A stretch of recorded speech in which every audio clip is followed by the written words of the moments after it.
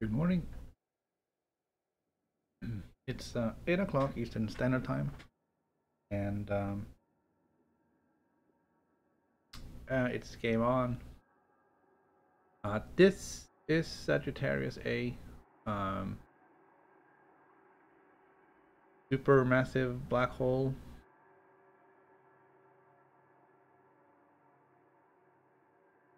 There is supposedly a star in here somewhere, but it's pretty far away, so I don't really want to go there. Change camera.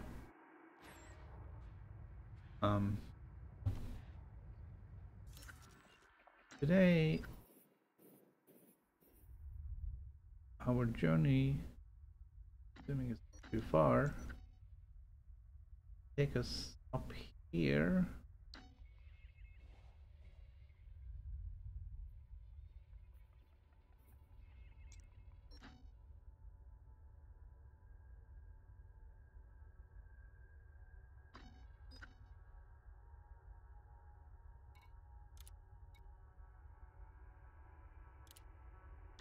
Backward.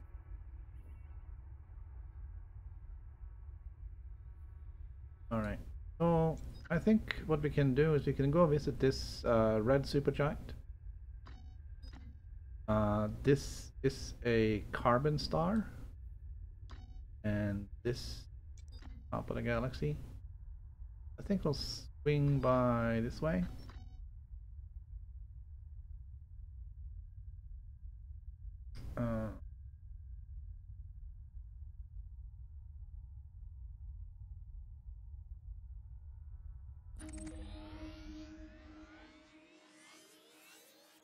So I don't really know what the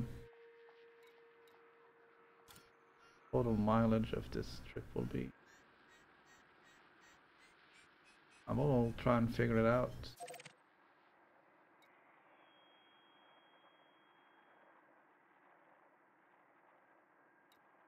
Make sure that everything is set and ready to go. And there was something else I wanted to look at.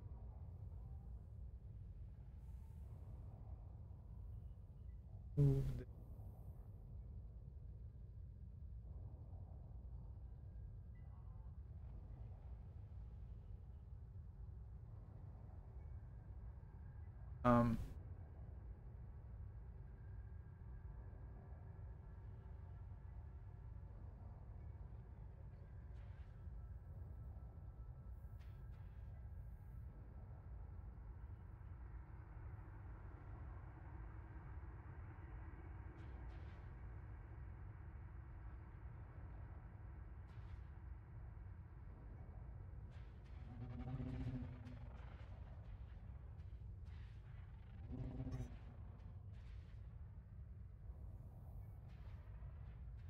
Is that a ship?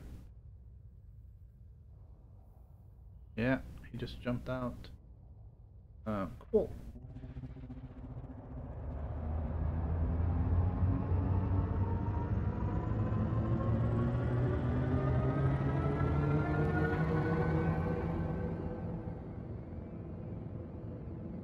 Just remembered what it was I was going to do.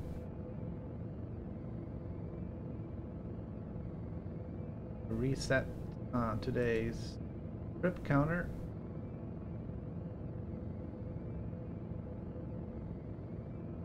Right, there we go.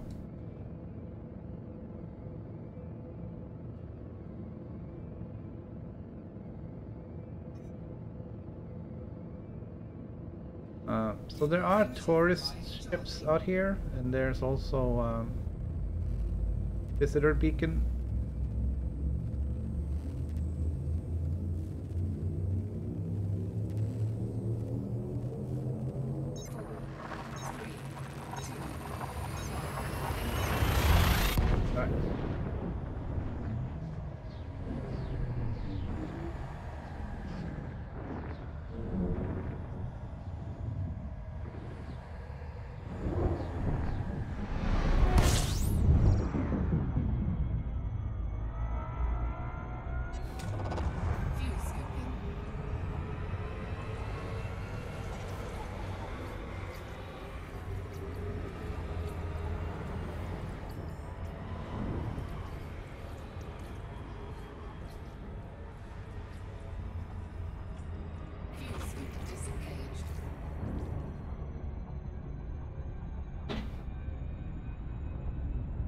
Alright, just excuse me for a minute. I'm just gonna change my headphones.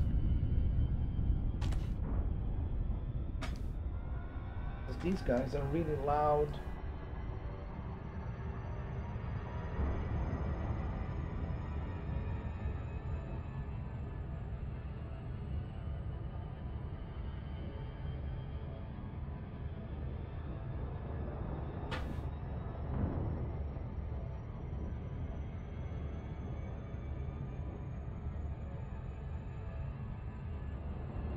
And these headphones are not so loud.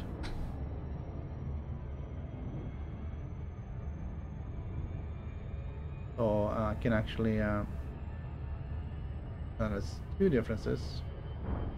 I can hear myself, and I can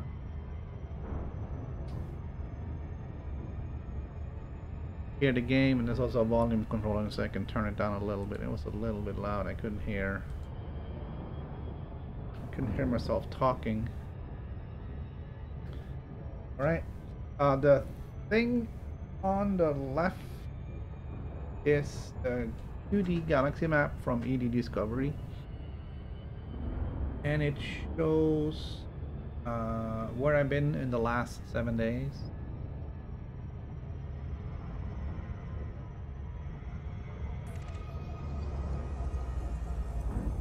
So as we travel along, I can see a little bit of zigzagging that we'll be doing.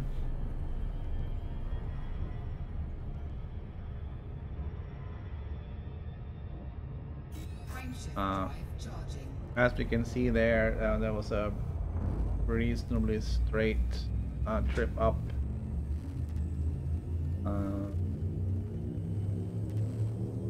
But it is clear that it was a number of destinations where we did a little bit of a left turn and then going straight up to another one, and then up to the right and back to the left. So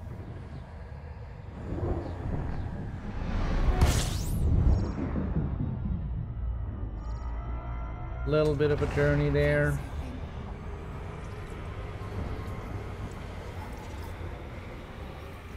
Not quite sure exactly what kind of distance we see on that map. Fuel scooping complete.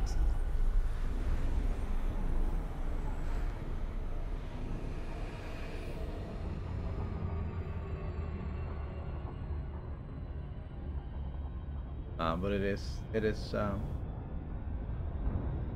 fairly extensive.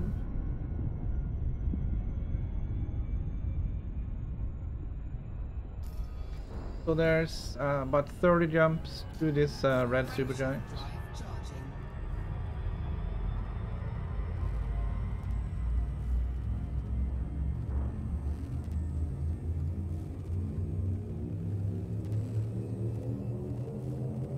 We're gonna try and find some different star types on our way. I have bookmarked a few, and we'll have to see how it lines up on the map, or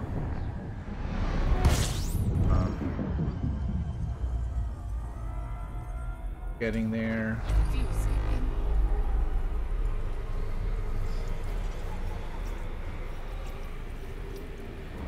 I mean, after all, we are trying to get somewhere. We have a time frame, but we're already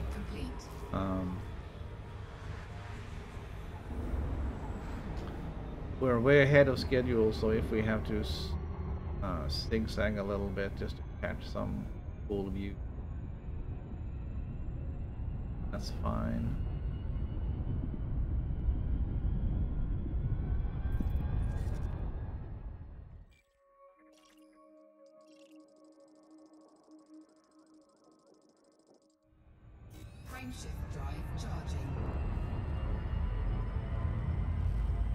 I think we're gonna try to limit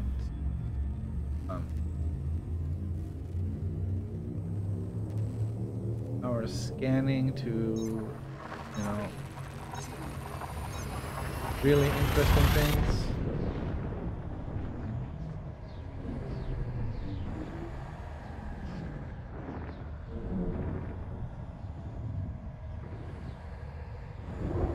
Isn't really much point in just scanning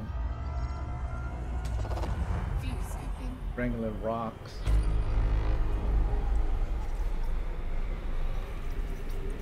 Right, so if things sound a little bit different right now, I'm using the a different microphone rather than the headset.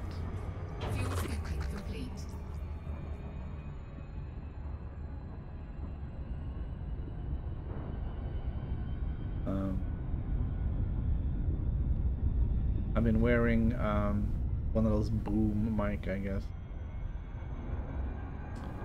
The headset with a microphone on it.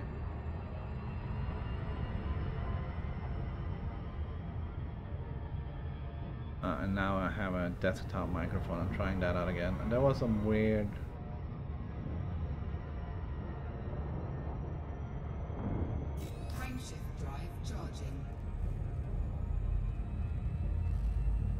I had some weird droning noise on that before, but I think that may have come from the laptop that was sitting on my desk.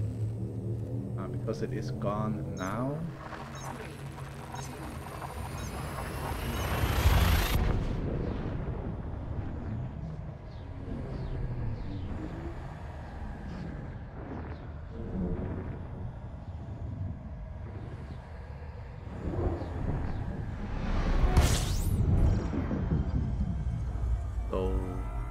Hopefully that sounds a little bit better. It gives me a little bit more freedom, and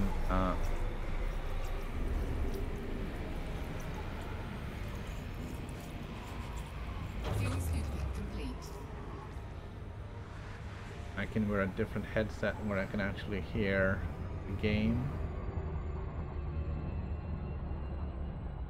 Frameshift drive charging.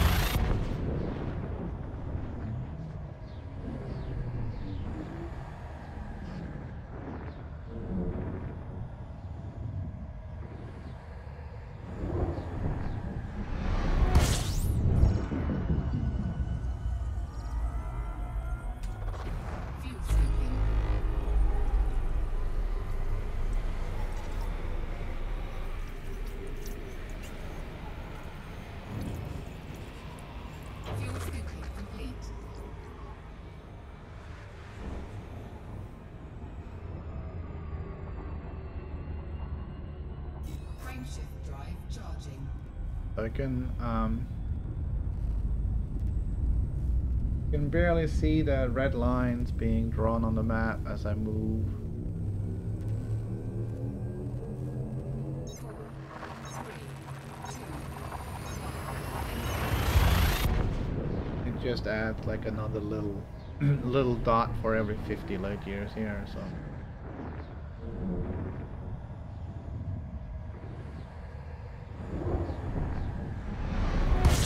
It's a pretty big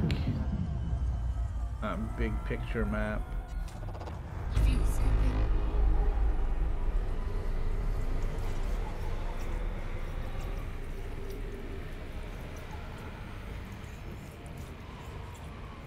Fuel skipping complete.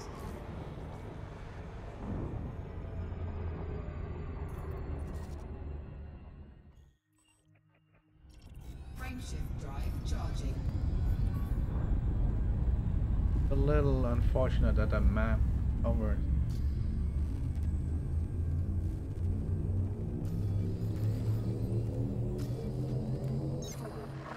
Wow.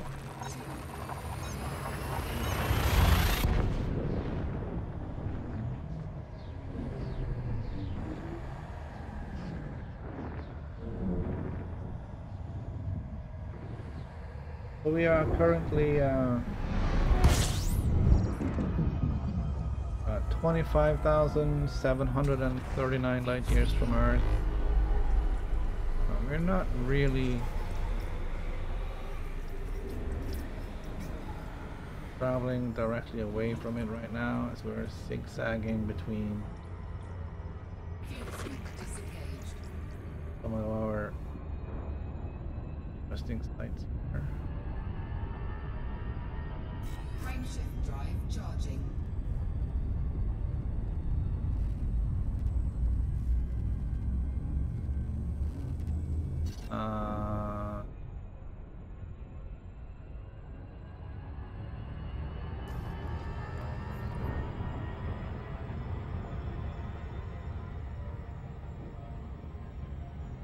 Let me check something before I go too far here.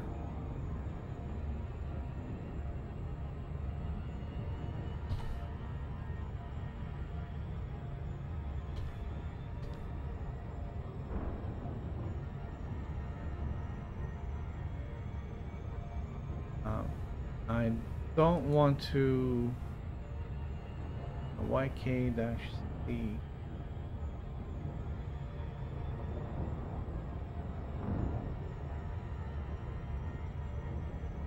Right?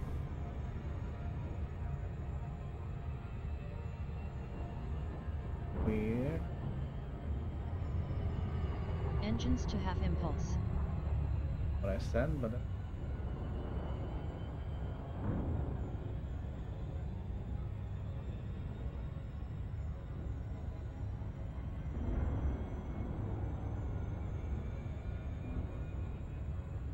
right, I guess that is okay then. I was just worried that I had been there before and that I was going back over the way that I came. Would have been very sad.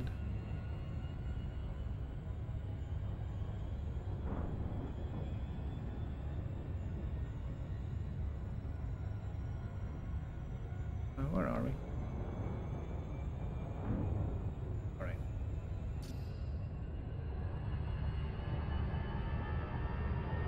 The speech recognition isn't perfect. Sometimes it will pick up things that... Okay.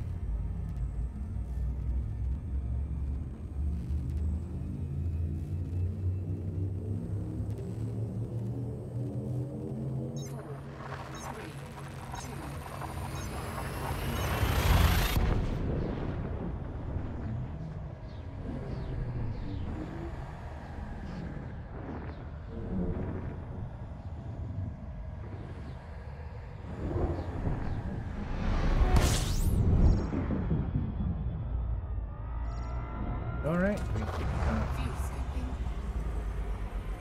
Set of twins right here. And a third star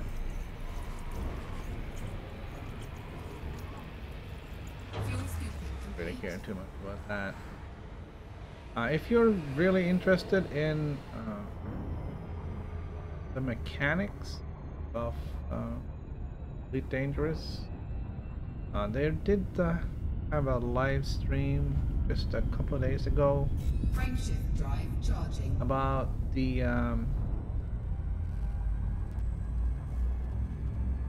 how they generate the galaxy and all the objects in it.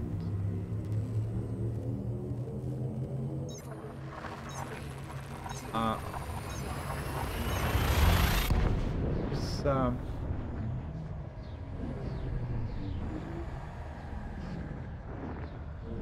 very technical.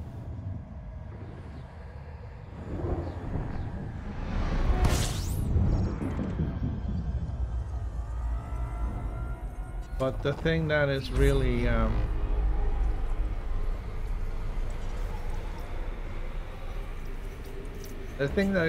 fascinating is that it generates each system every time, and every time it generates it exactly the same as before. So that if you go into this system once, then come back here later, it will be the same system, even without them actually storing what it generated.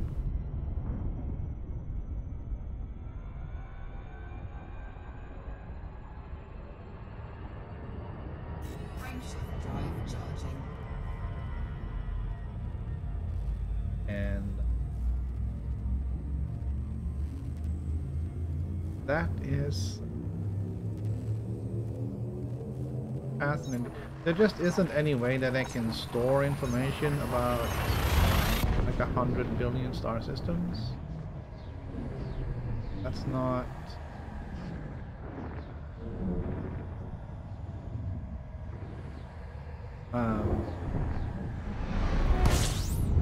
that's not possible. Granted, they must store some information about it, but they're not storing everything.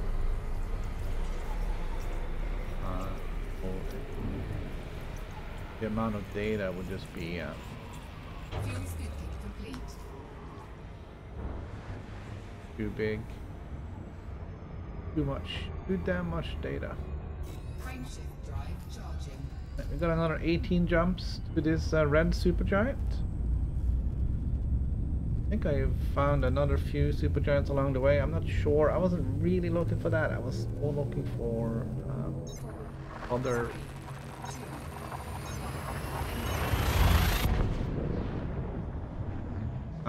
other uncommon stars, stuff I haven't seen before.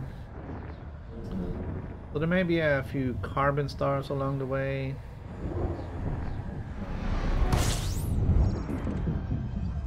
May run into a few more Wolf Raid stars. I know there is one system that has a Wolf Raid and then her big not what it's called. Fuel scooping complete.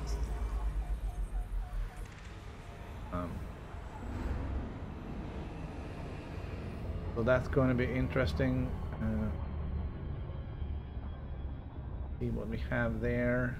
Frameshift drive charging.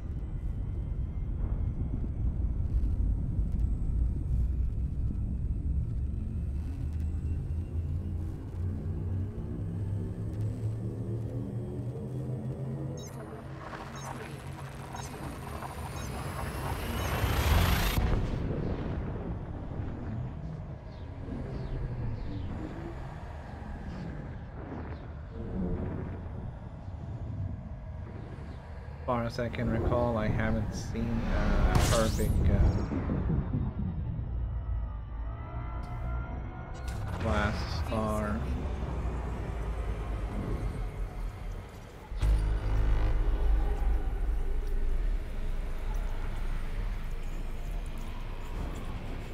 Fuel scooping complete. There's also a classification called hypergiant. I haven't found any of those.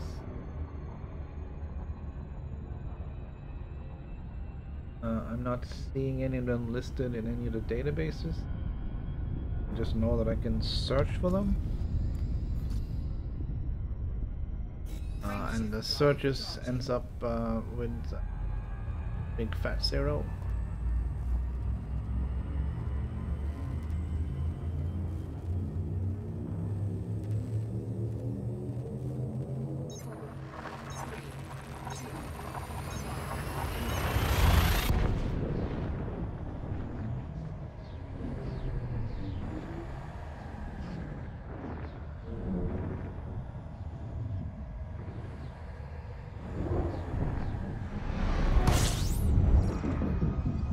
Kind of curious because we do have some really big supergiants, and the thought that there would be anything that's bigger than that, that is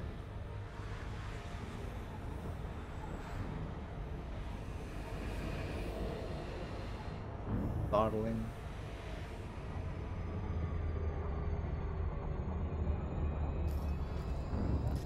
But we haven't found anything. We haven't found anything in the database. Doesn't mean it's not there, it just means nobody's discovered any yet. Or even if they have discovered it, it hasn't been registered in EPSM or EDDP or other places.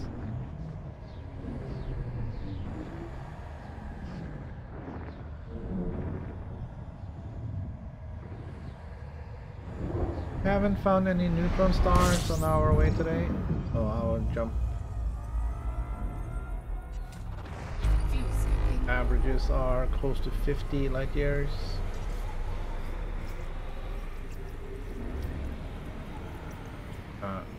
Earlier we had average 200 on the trip.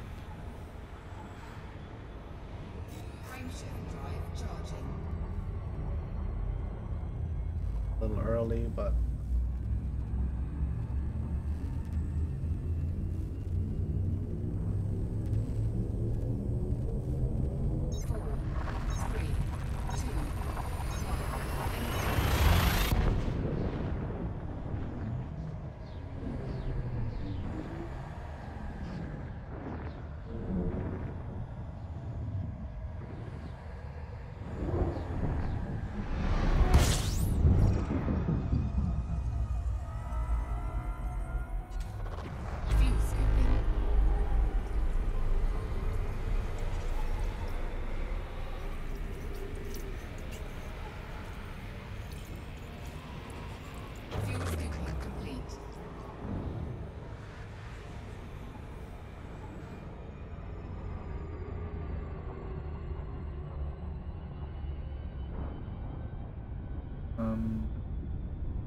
frameshift drive charging. kind of backward.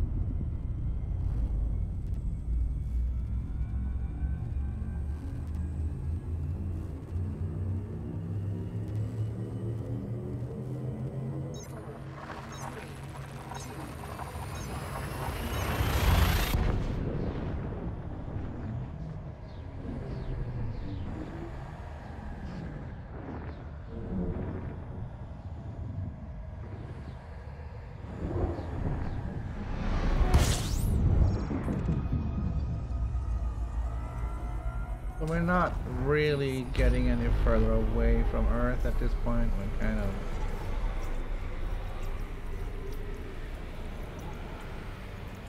seems like we're almost backwards. Fuel scooping complete.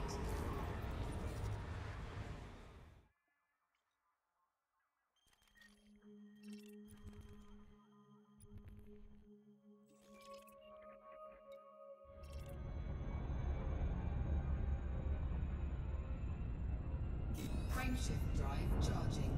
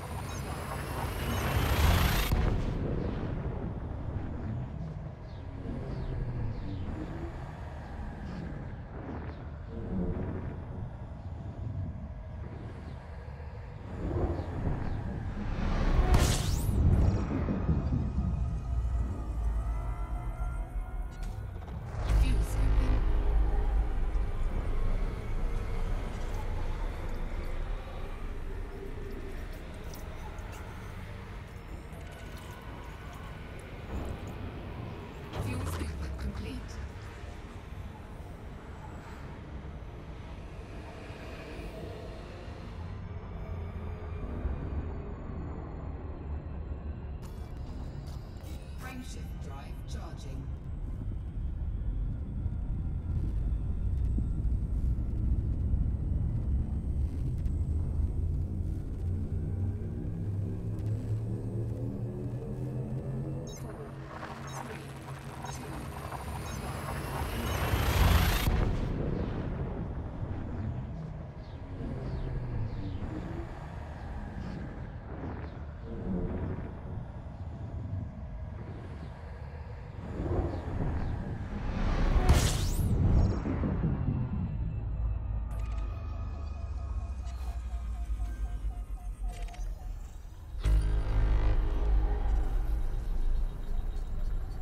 I'm just gonna take a quick little break.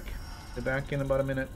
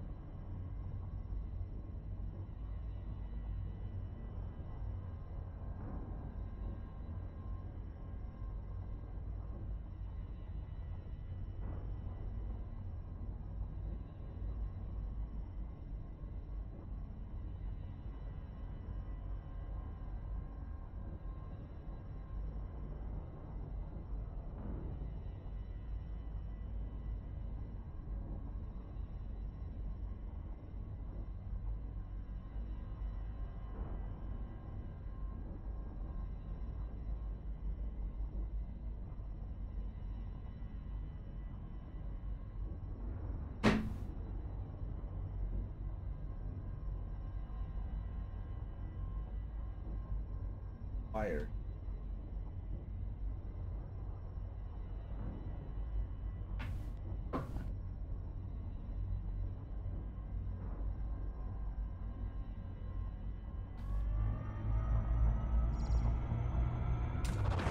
Fuel scooping. Not really a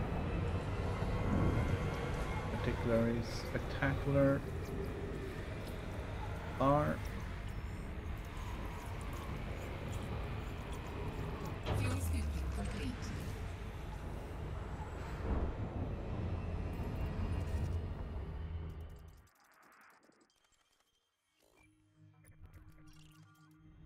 Frameshift drive charging.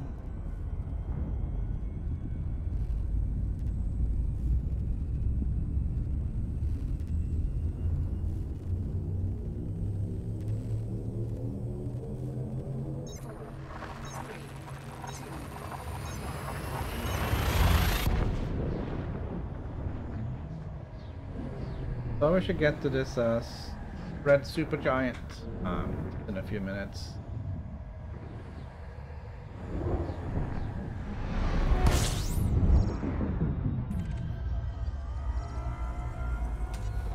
Fuel scooping.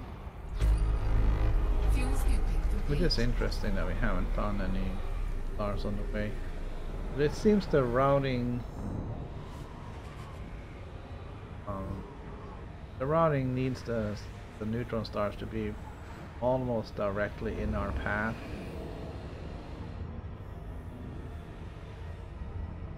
It doesn't that was weird. It doesn't allow for too much deviation from our straight line in order to pick up a new star. Frameshift drive charging. And hey, there's one right there.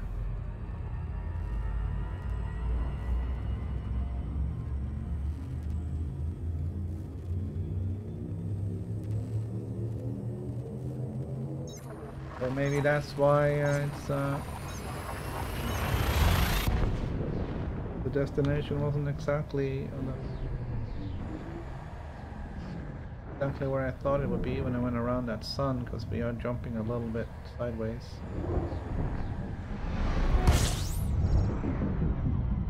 To get out here.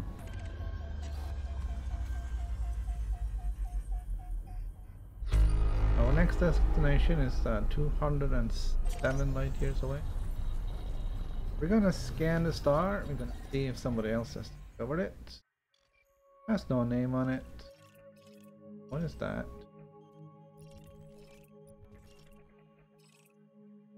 It's a long ways away.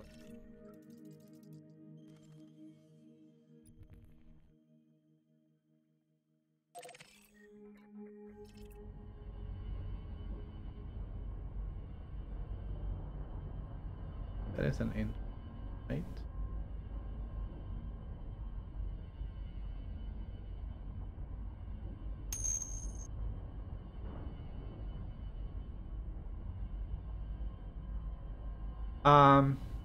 The 2D map works, the 3D map does not.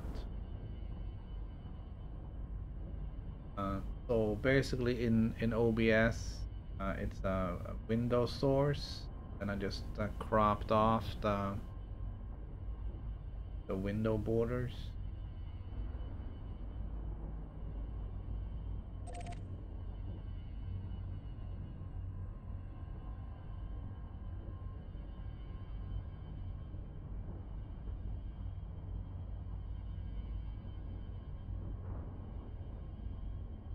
Now, that looks like an Earth-like.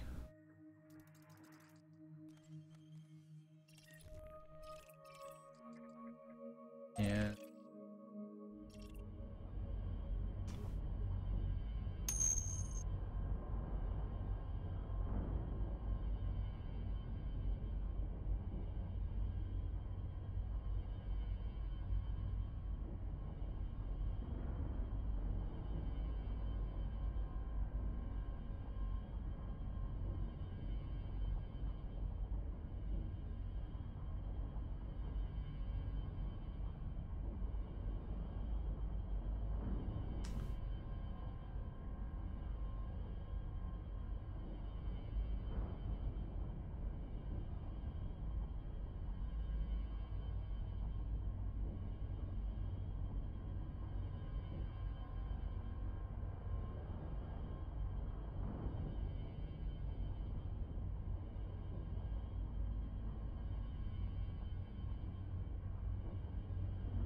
Alright, that's a high metal content world.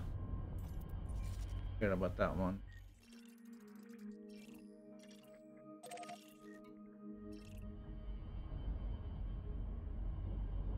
That is the same one.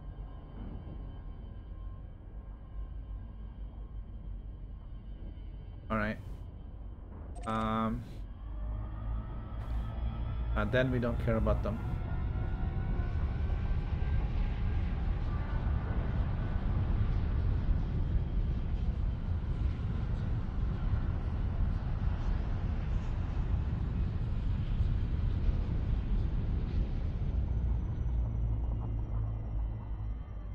Warning, frameshift drive operating beyond safety limits.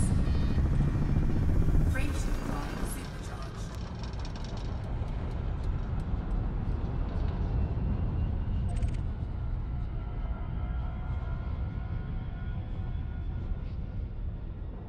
So it really does help to really slow down as you're entering this zone. You won't get tossed out so fast. So we still got 8 jumps to the supergiant. We're gonna start off now with a 200 light year jump.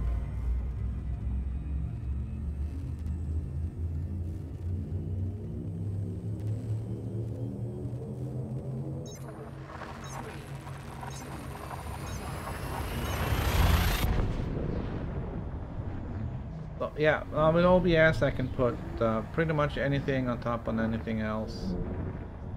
I can turn it on and off.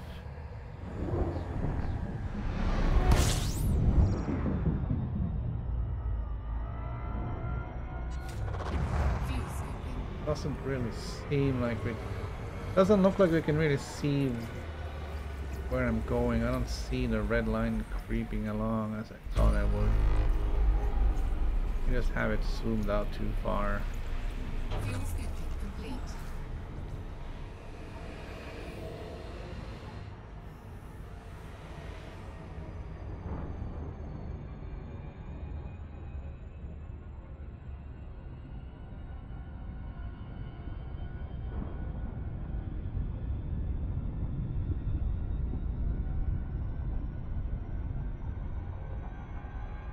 Try it like that and see if there's gonna be any visible signs. Frameshift drive charging.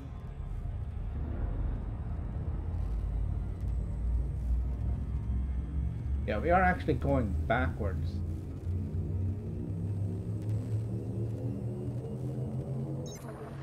A little bit.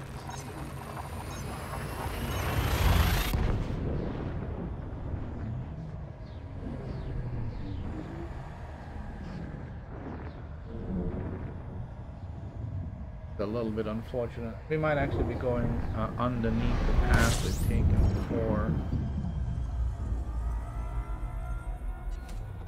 Fuel scooping.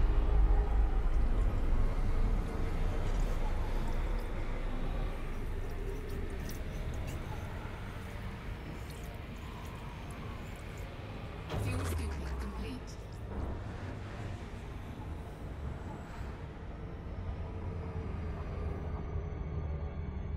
Frameshift drive charging.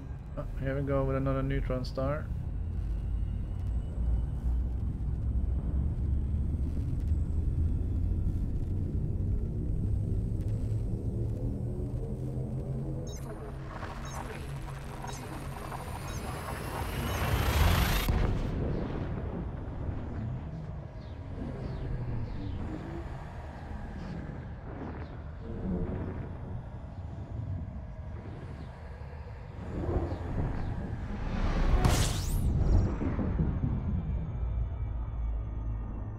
Okay, this one is pretty crazy.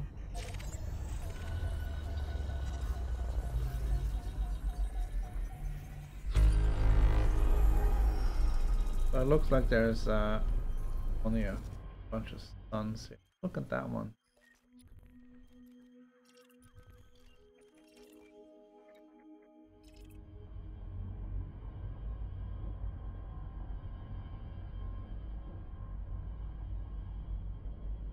Right, this is gonna be violent.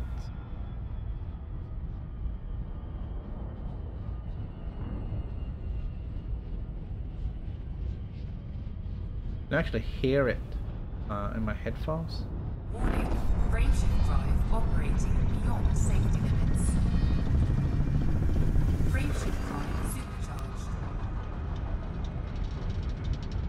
Now it doesn't need to get out.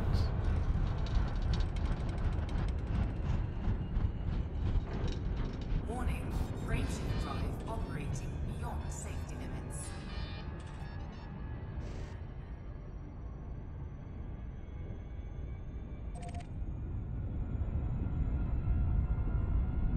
That was a scary one. Frameshift drive charging.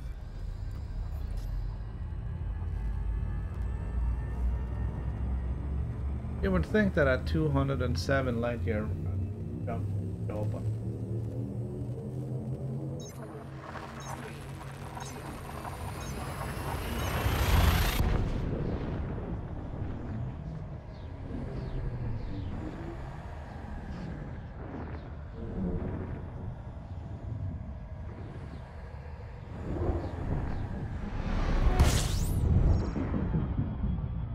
But I just don't see it getting up. Fuel scooping.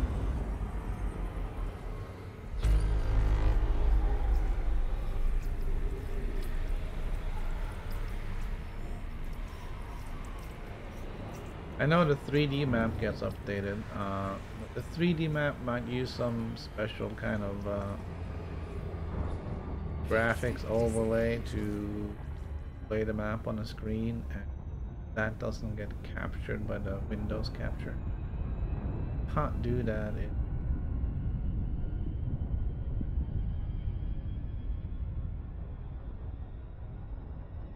It definitely.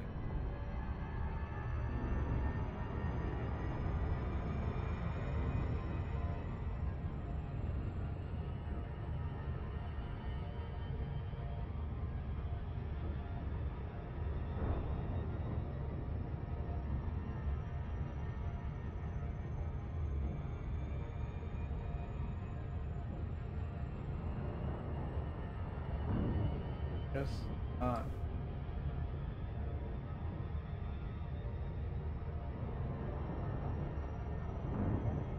Seeing any signs that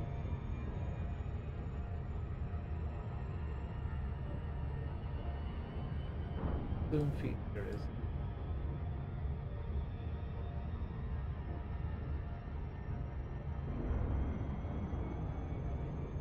Last time it zoomed in really close.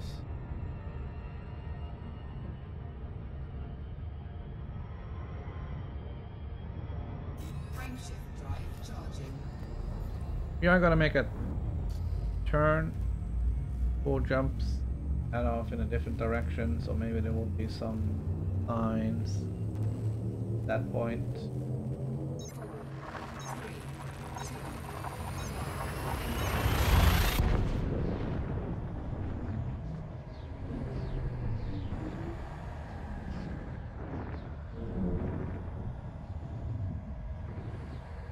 I've kind of been deleting the bookmarks. You can't really go back and look at where we've been to line that up with this map anyways.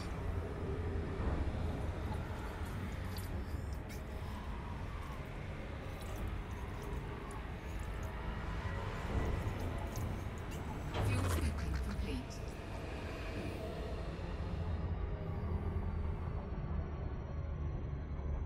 Frameshift drive charging.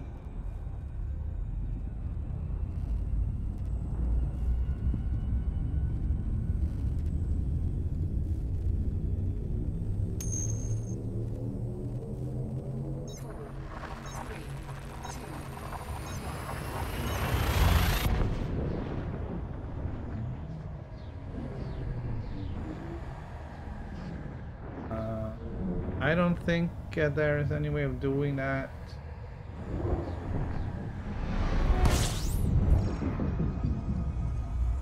For this map.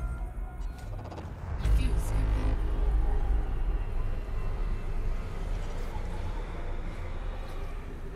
I can check, but there's like 0 options on this map.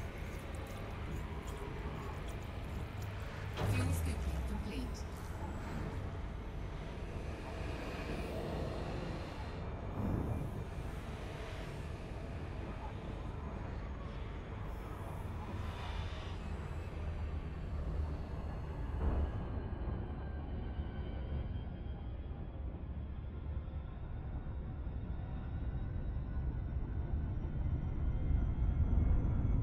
Most of the other windows have some sort of opacity setting, so you can definitely change that.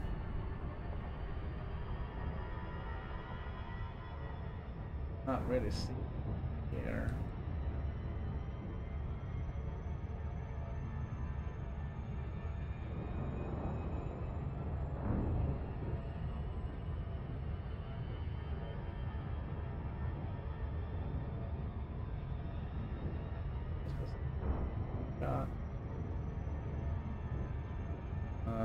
Settings, 3D map, most 2D map.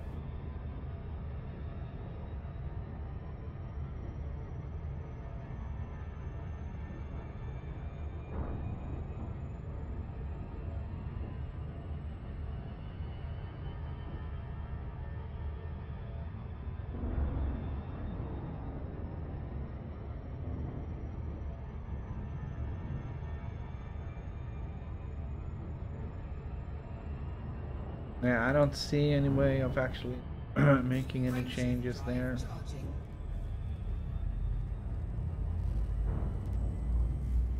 So I was just kind of complaining about the lack of neutron stars, and then suddenly now this is the third one here.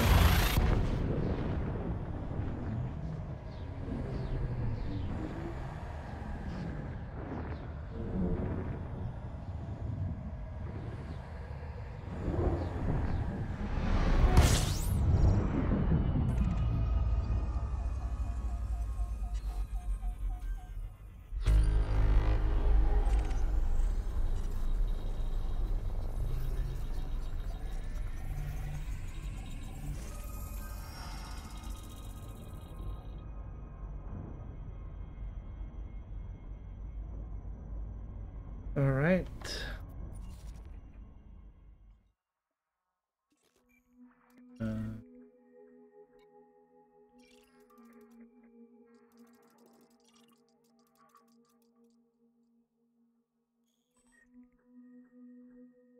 Really worthwhile scanning here.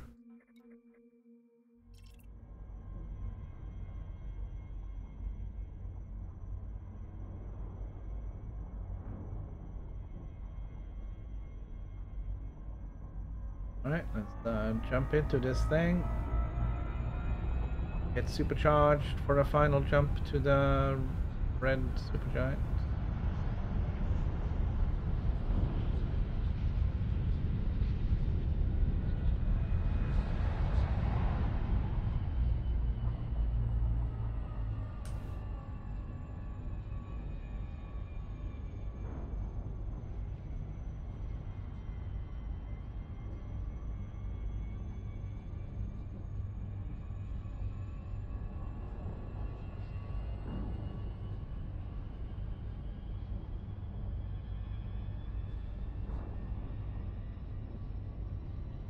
If I don't start seeing any change in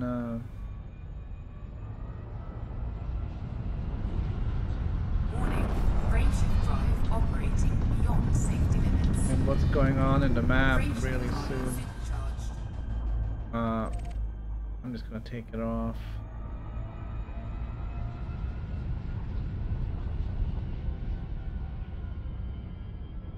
Why did we supercharge it if we only had to jump 38 light years? Frameshift drive charging. Feels like a waste of a good boost.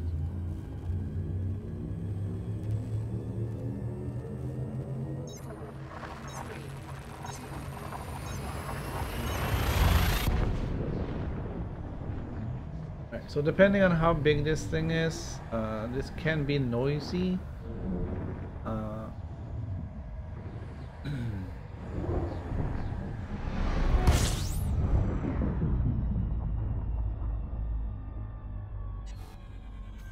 It doesn't look that bad, does it? This is not the biggest one I've seen.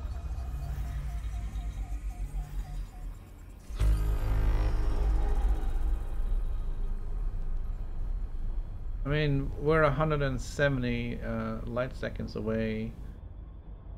Usually when you jump in on red stars, you're just a few light seconds away.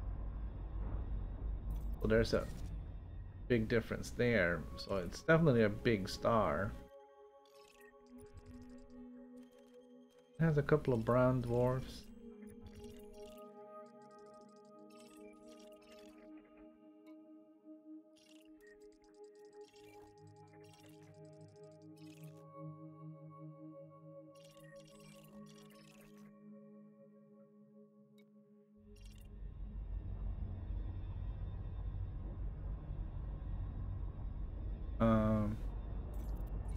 Let's check out the info bar. So it's the solar radius is 40 times bigger than that of our sun. Oh man, and it's already discovered too. Oh well. What can we do? And the next place we wanted to go to is Ruma.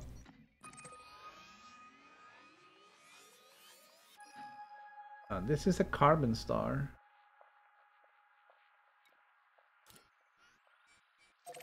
And it's only 500 light years. It will take us in a different direction.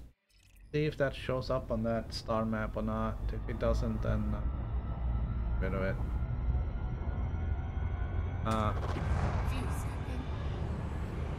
We're gonna scoop off this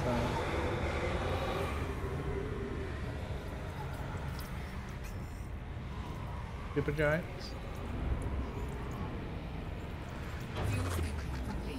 All right.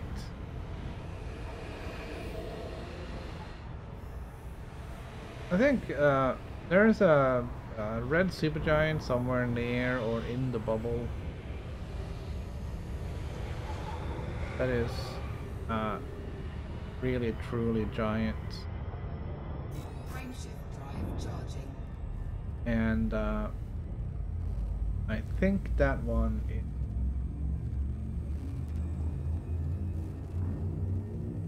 like when you're up close and in its face like that, you're 2,000 light seconds away. That's truly a giant, and that one is really noisy. Is this a neutron star? We're gonna put the brakes on.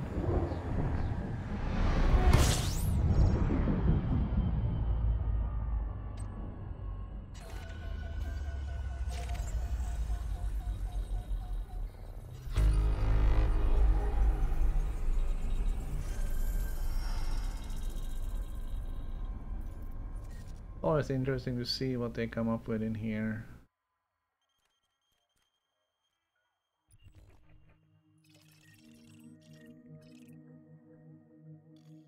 No, I'm gonna spend the time on scanning this.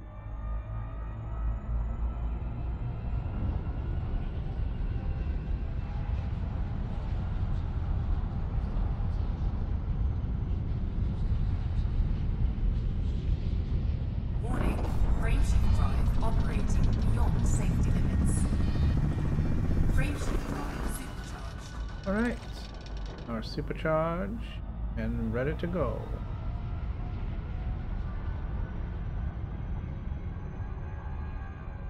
Frameshift drive charging. Oh.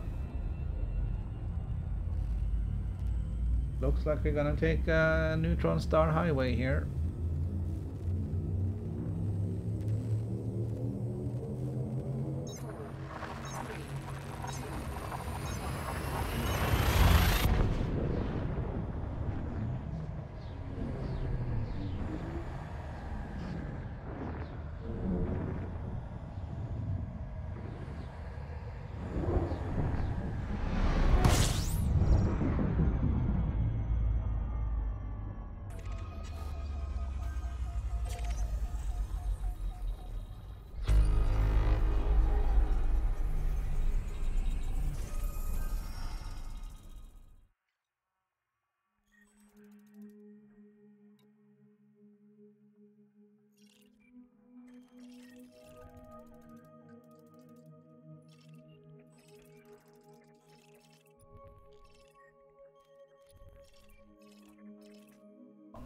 All of these are reasonable close.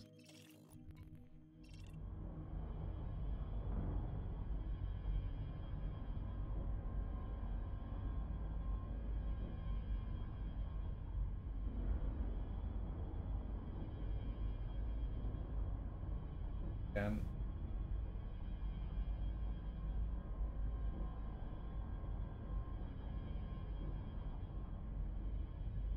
filtering 8.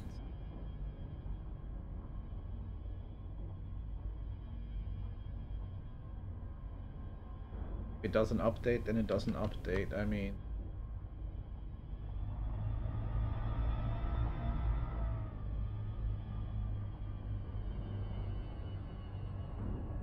I know that 3D map update. For some reason I can't capture that.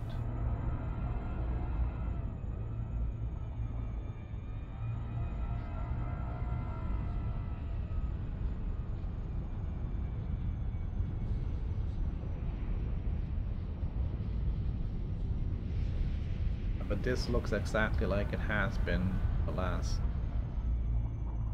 well, the last hour. And we have traveled. Warning, frameshift drive operating beyond safety limits. Almost Frameshift drive supercharged. almost 2,000 light years since then.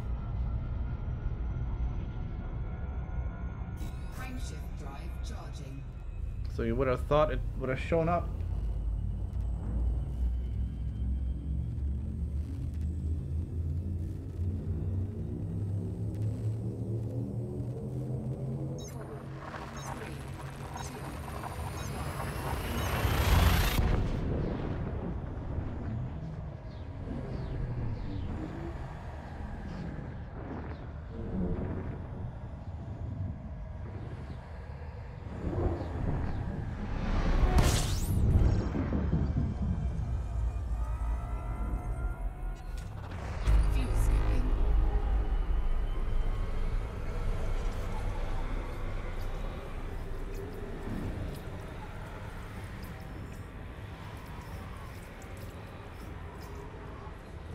Alright, I gotta do a solid scoop here.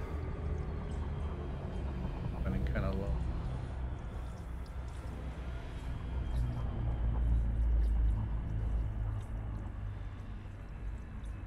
I'll be doing that. Fair enough. I think just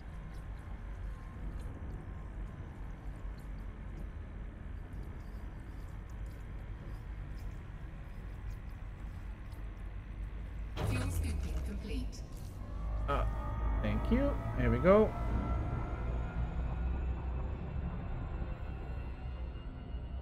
Frameshift drive charging.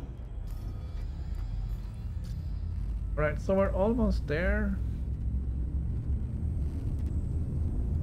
That was a quick trip, but those neutron stars starting to shoot into the 500 light years pretty quickly.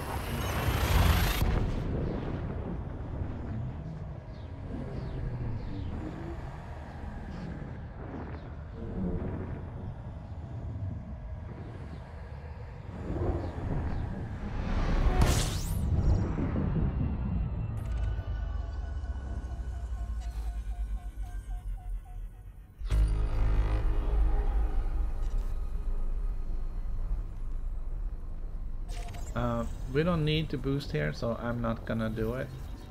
I'll save fuel doing it, but our destination is only 30 light years.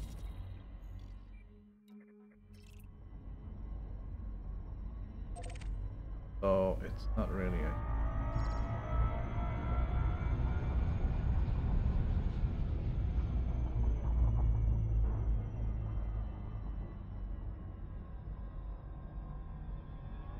Boston. Frameshift drive charging. Alright, so this is a carbon star, CJ. I think we ran into a carbon star earlier. But there's different phases of carbon stars, so I don't really know what to expect.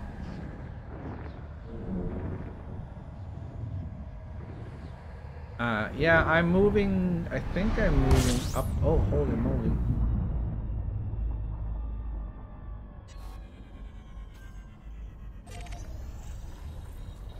Alright, so this is pretty much like a red supergiant.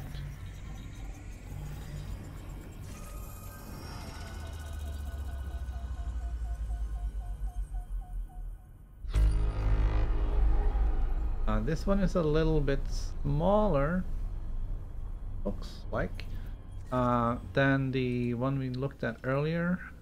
Yeah, this one is 29 solar radiuses. The red supergiant that we looked at just a few minutes ago.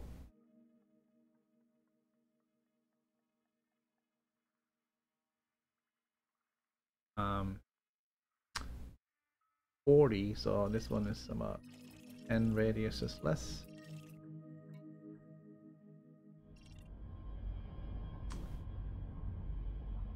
So, where Where are we with the galactic plane?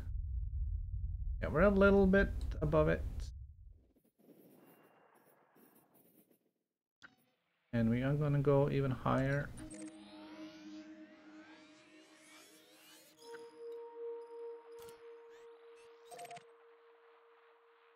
Now,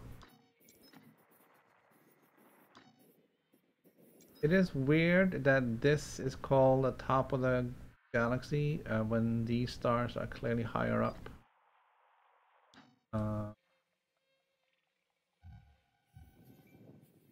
Not sure if that makes any sense.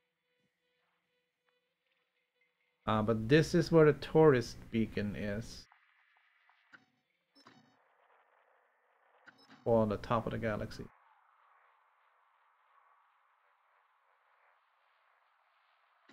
One of my friends is way over there.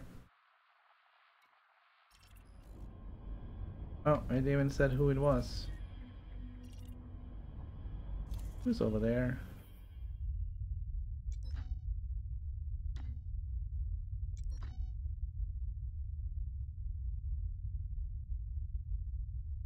He's making a run for it.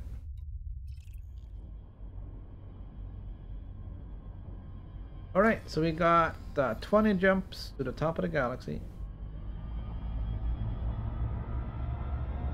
I don't think I can scoop this one, so I think I'll leave it alone.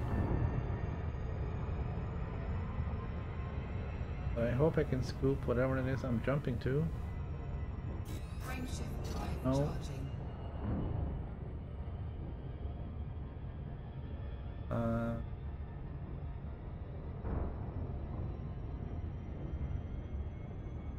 Alright.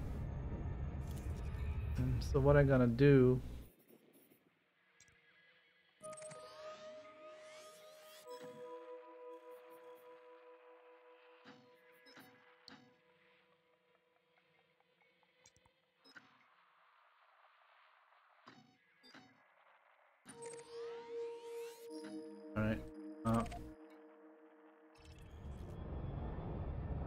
we'll do a manual target selection to get to a scoopable star.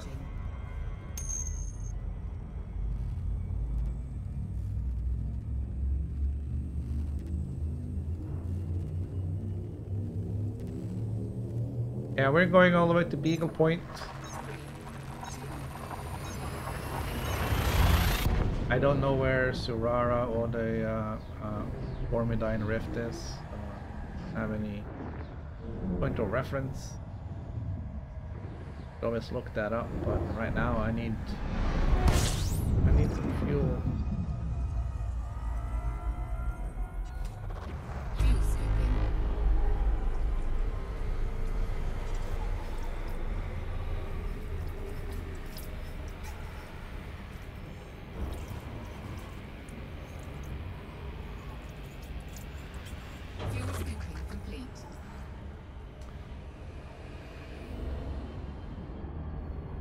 Alright, so carbon stars, other than being slightly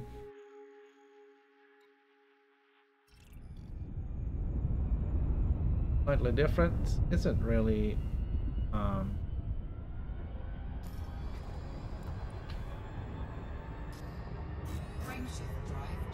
that much different. Not sure if it's really worth it eking them out.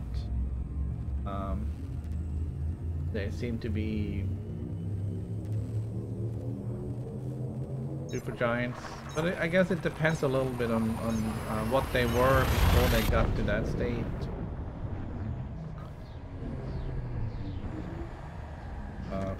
So we'll see what we can find on our way.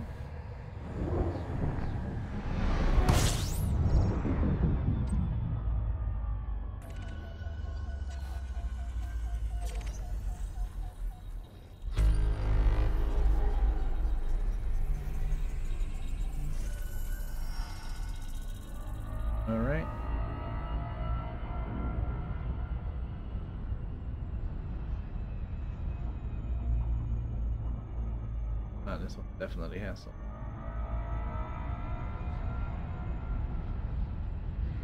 really big jet cone.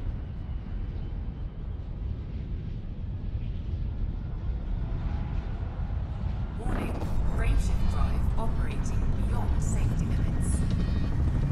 Module malfunction. Frameshift drive supercharged. Alright, so that's unfortunate. Module malfunction. Warning, frameshift drive operating beyond safety limits.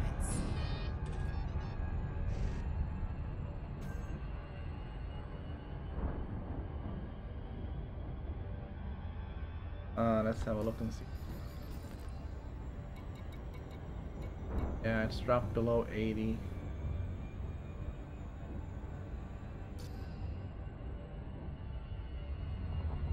You're gonna have to stop and repair.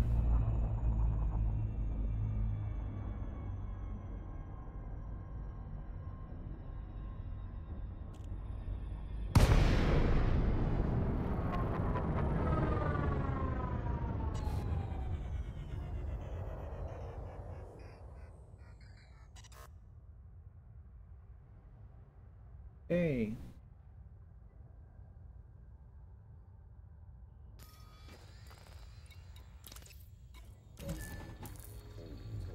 Gonna take a minute.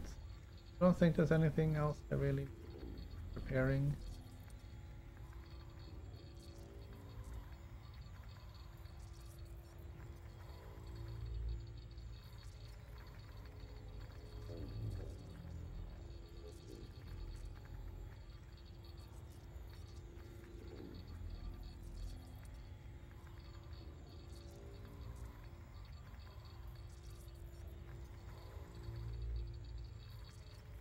Certainly is chewing through the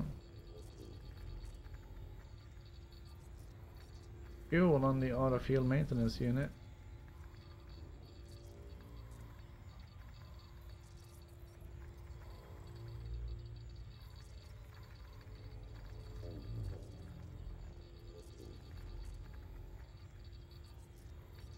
You're taking a beating on these things because you run into a lot of them.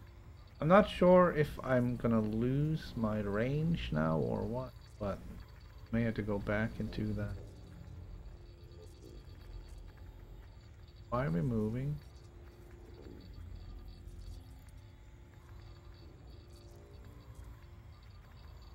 Module repaired. Okay. Boot it back up.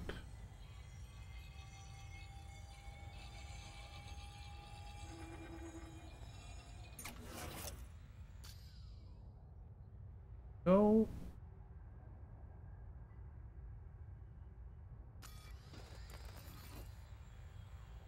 You have the range. Didn't lose that.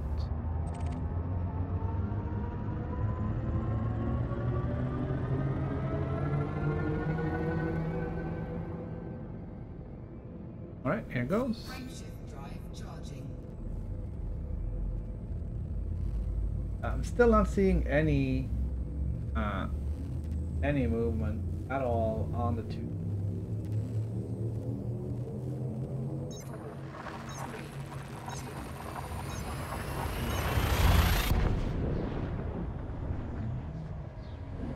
And right now, as it is, I'll let you further away from there.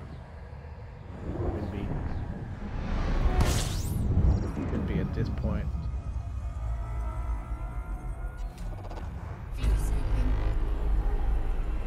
Alright, gonna scoop good here to make up for the previous non-scoops.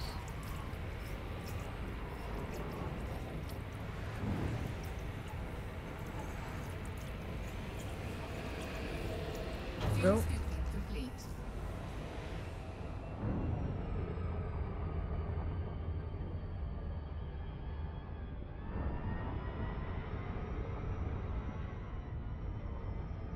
Frameshift drive charging.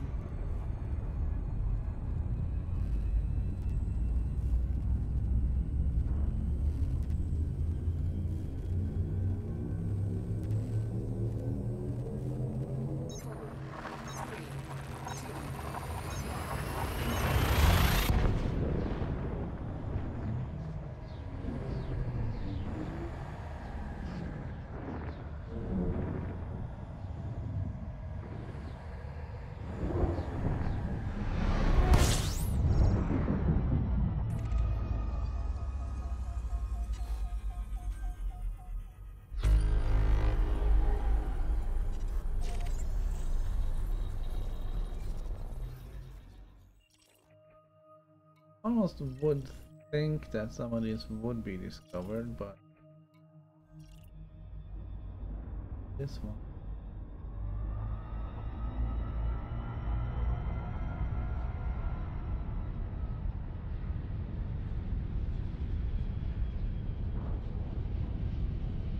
I do like to have the star selected when I do this so I can constantly monitor my distance to the star. Warning, frameshift drive operating do not. beyond safety limits. Frameshift drive supercharged. I do not like getting into anything closer than 0.2 per second. Frameshift drive charging.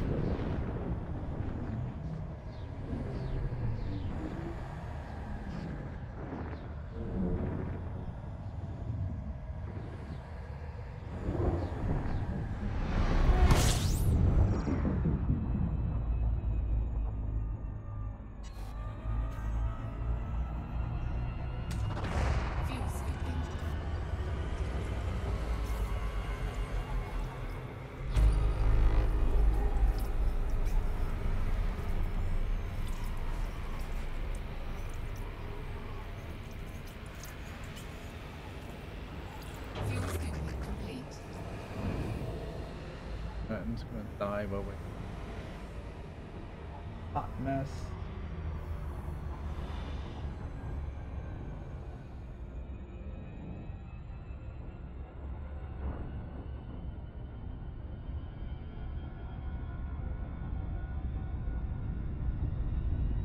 Yeah, it doesn't look like the 2D map.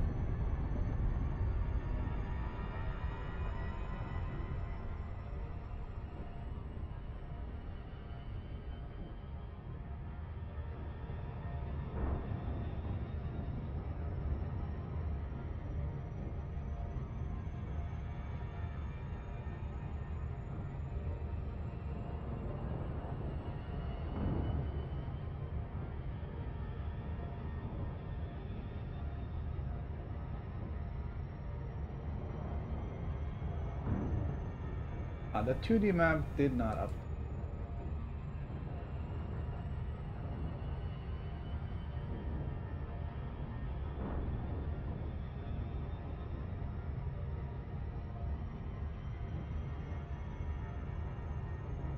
Just closed it and opened it up again,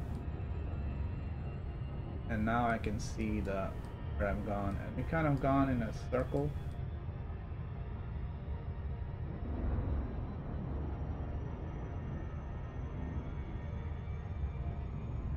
And I'll leave it open and monitor it and see if it updates now as we're jumping. If it does, I might turning it back on.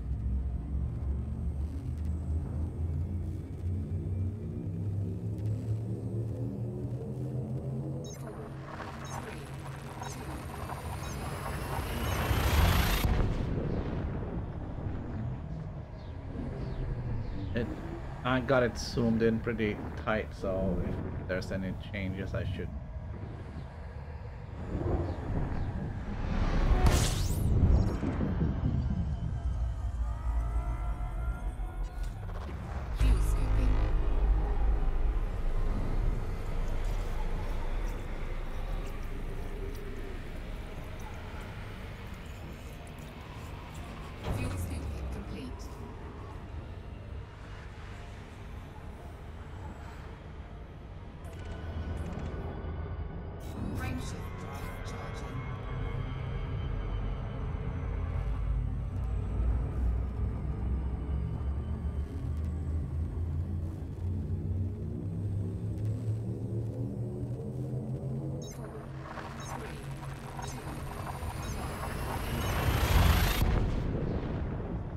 So I don't think we're gonna really make a lot of progress towards our target today because we are kind of going off the a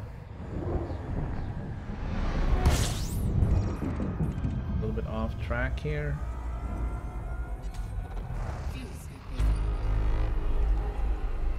I just don't. I don't think I'll be coming out this way again. I mean, I'm not gonna pick up passengers to go to the top of the galaxy. They have to pay me a lot of money.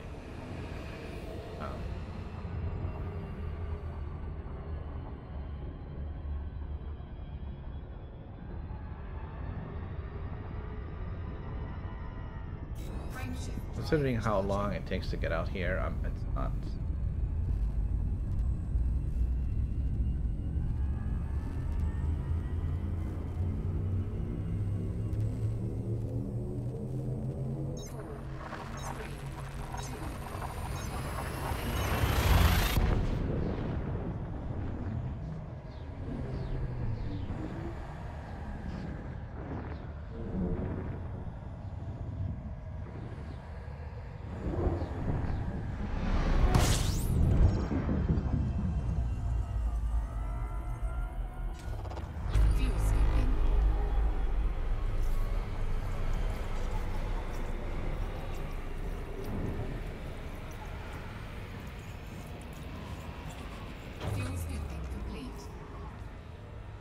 I'm just checking my distances here to see if you're actually. Frameshift drive charging. Warning, temperature critical.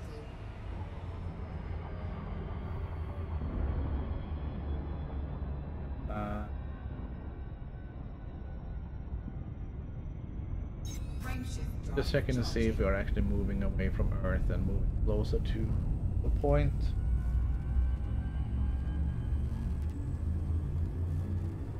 Don't seem to be.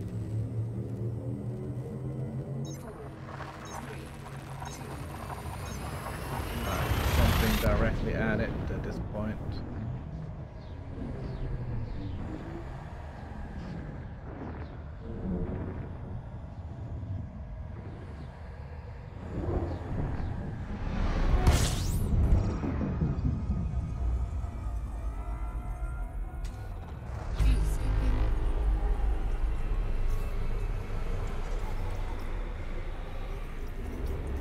And best as I can tell, the map is not updating in real time like a 3D map is doing.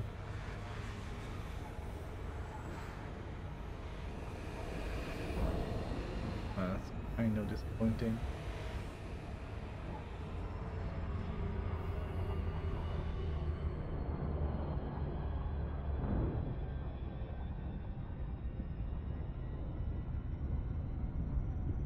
Frameshift drive charging.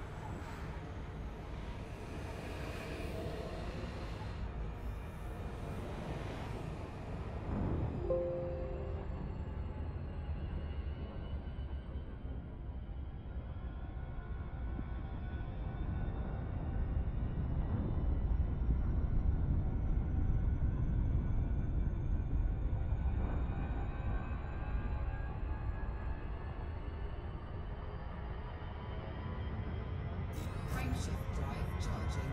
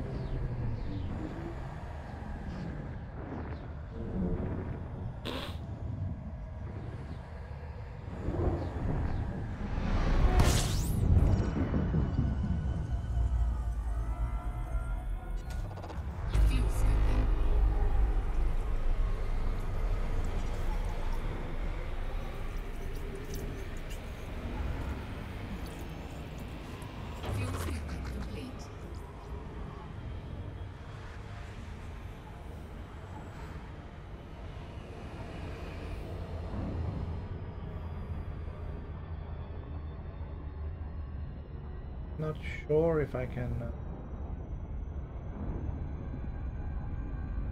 Oh.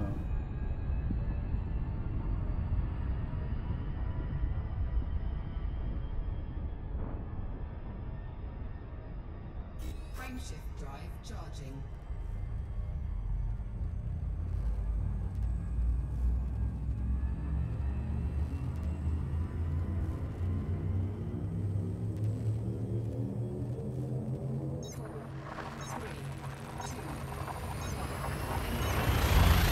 I'm not sure if I can kind of capture a display and then crop it down to be as just a small region of the display. That could be an interesting experiment. And you just have to make sure that the 3D map was always in the same spot on the monitor.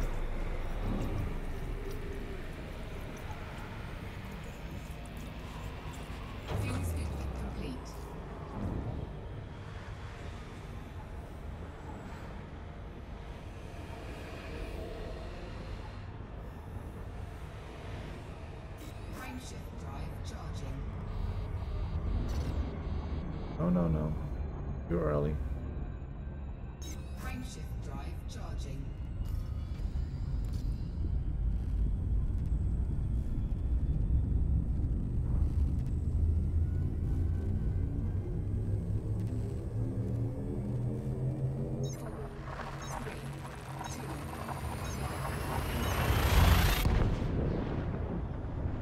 So there aren't many stars left on the sky right now. Kind of getting up towards the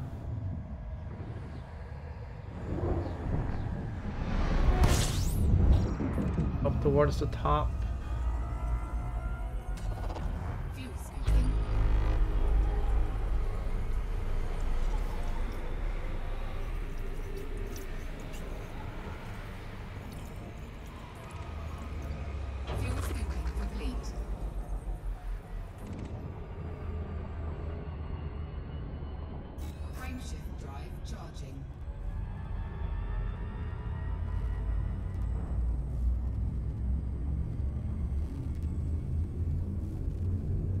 Even if that's getting a little sparse with stars up here, we can still we have pretty good jump range. We should be able to find our way without any problems.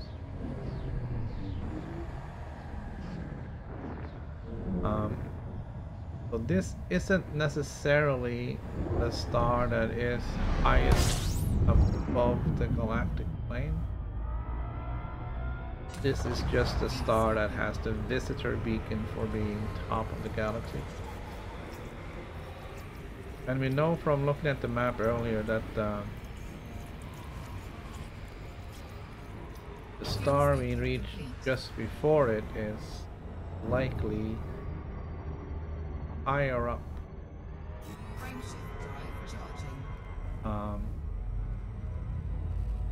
than our final destination. It is just, it may not have been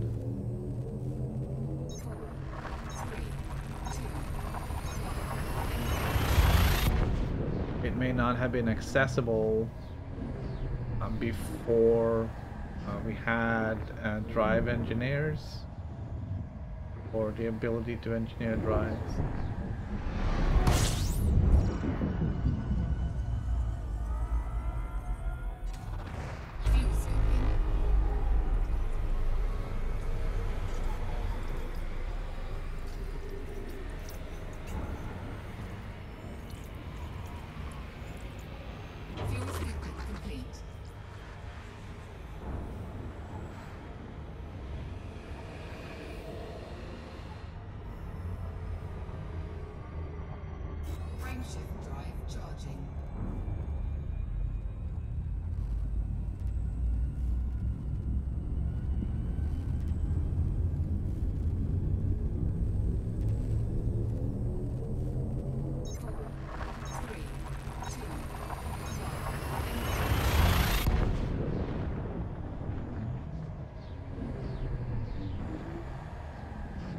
So we'll have a stop here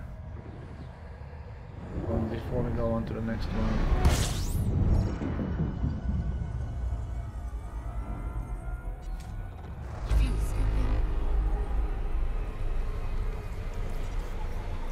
We'll wrap up this group. Fuel scooping complete.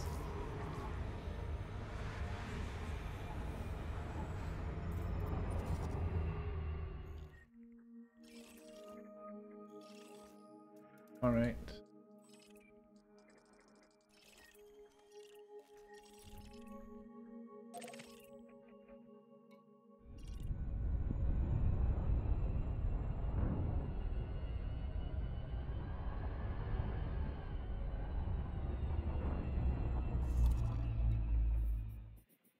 Let us, what?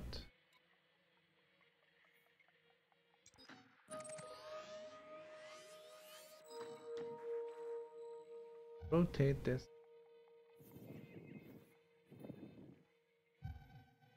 Right, looks like we actually take. This is the one that is supposed to be top of the galaxy. We can see there are others that are higher up. Just don't know if we can get there. This one. And there's more.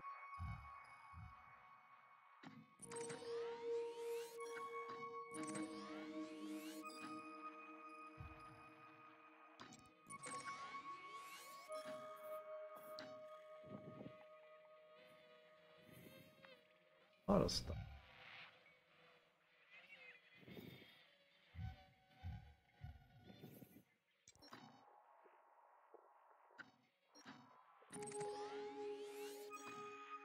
All right, that is a little bit.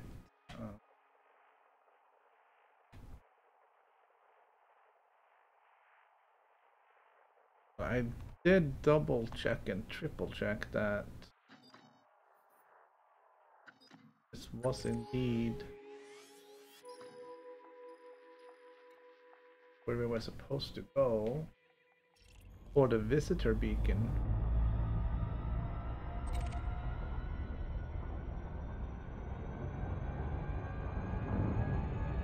So let's go there and see that that's actually what it is.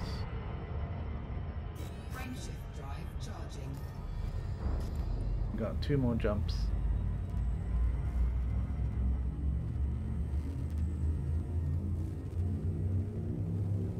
There is another.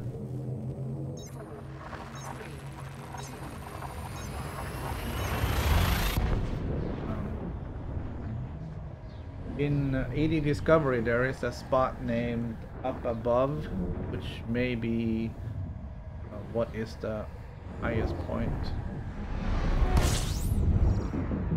But without actually having a name on it, there isn't much I can do about finding it.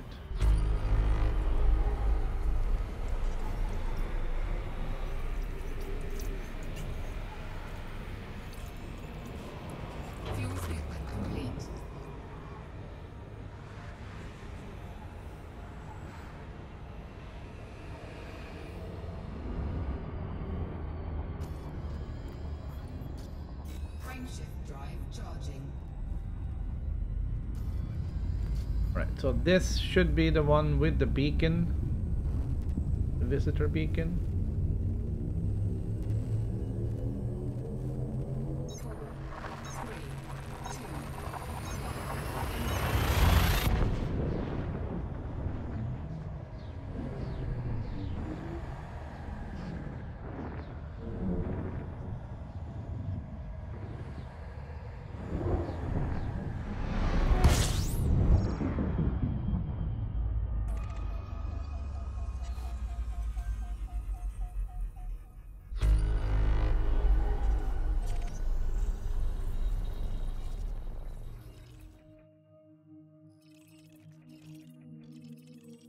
There's some stuff here.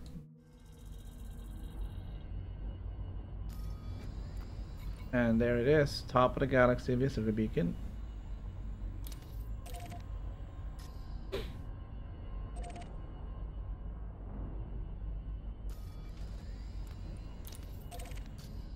So we're gonna go say hello to that.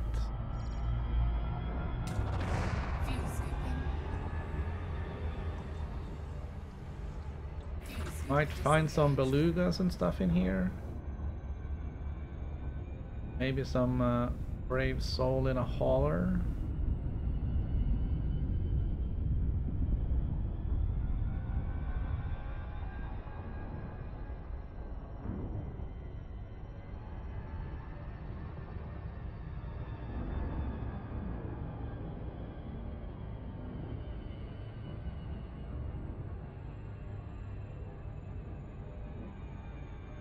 Looks like this beacon is gonna be close to the planets.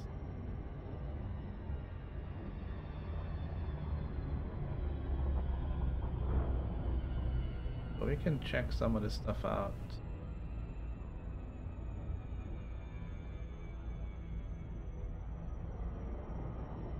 Looked like there was some world scene.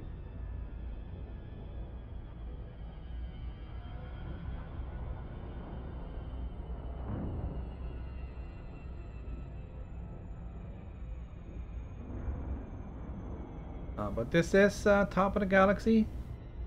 So that is a location that may not entirely be at the top. I'm gonna check out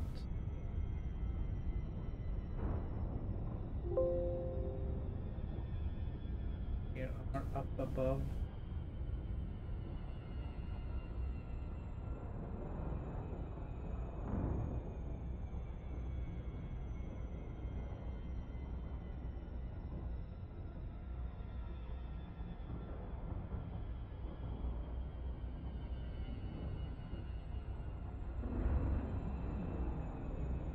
Interesting.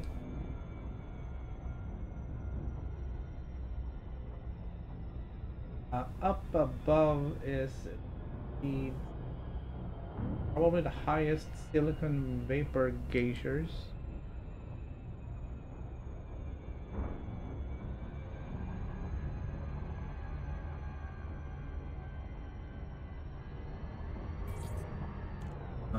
Gotta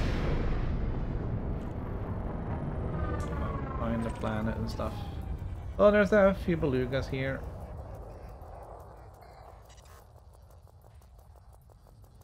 They are usually friendly. Top of the galaxy.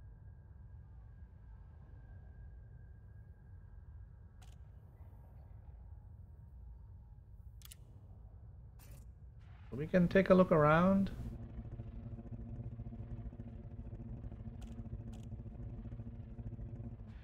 There really isn't a lot to see.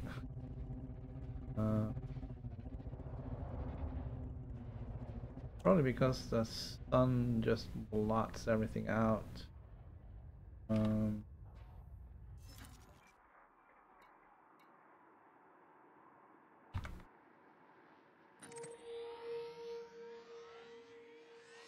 See if we can mark this.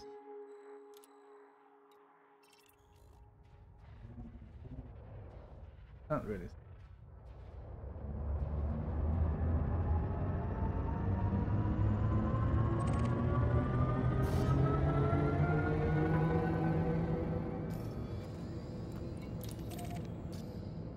Frameshift drive charging. I think where we are, the sun is too bright to give us any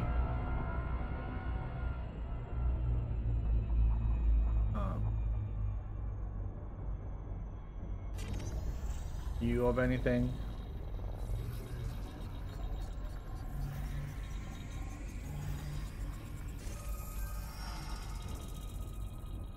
So may wanna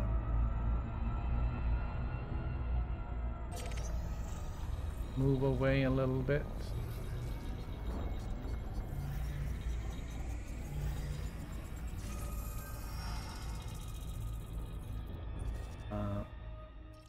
This one looks very interesting. No, not that.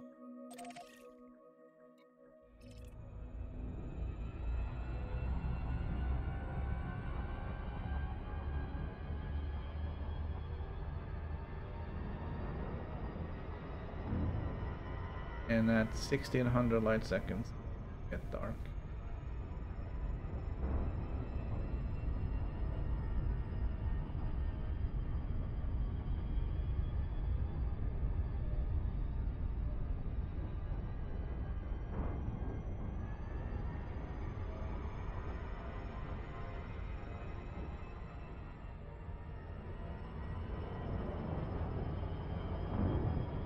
So the system that is identified here as up above is probably higher up than this system. Doesn't have a name, so I can't search for it.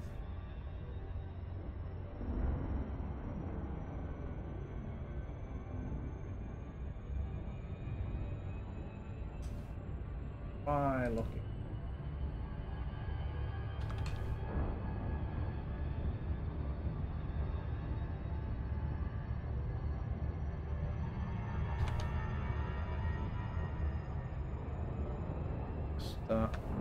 Do it.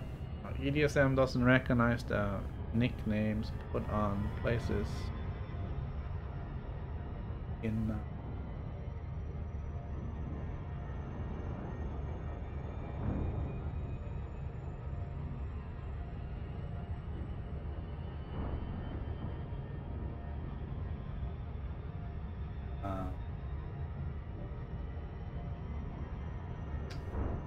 doesn't recognize the nicknames of planets, systems.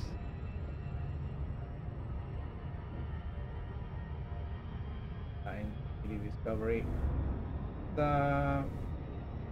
annoying that they can't.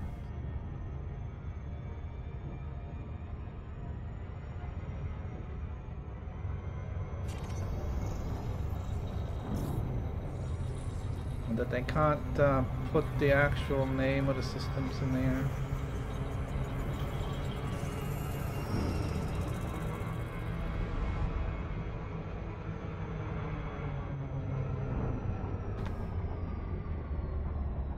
Right, so we're gonna try and we're gonna look for stuff again.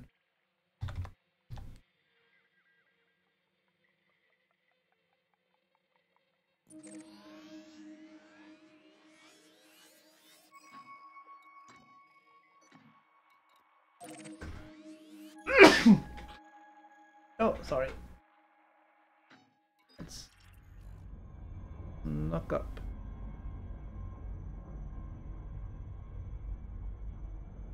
So the Sagittarius is down there.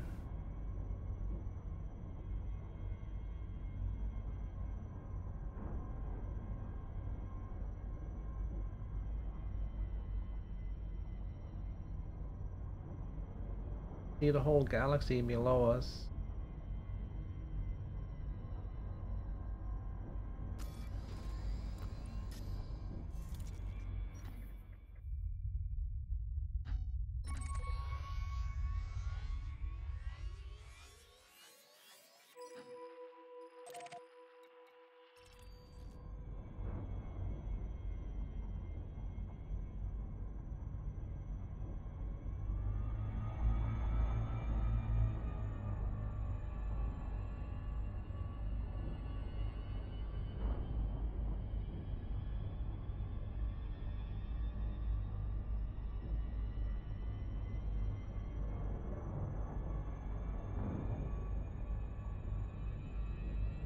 Kind of interesting.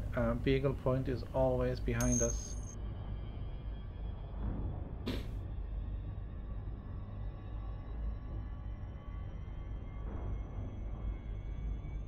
That is weird. Oh, there it is.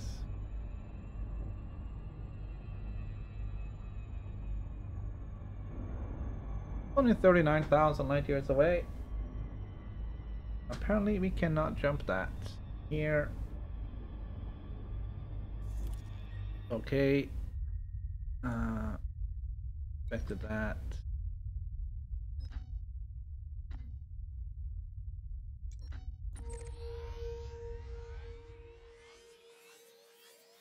Gonna zoom in on where we are.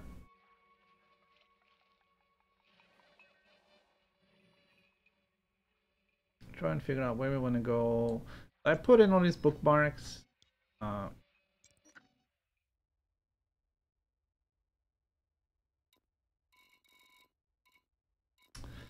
We have Holy Twins. No, we don't want to go there. I think we want to go there either. That's gonna be okay. We can go there later. That's on our way. That is another carbon star. That one looks yellow. That might be interesting. And yellow as well.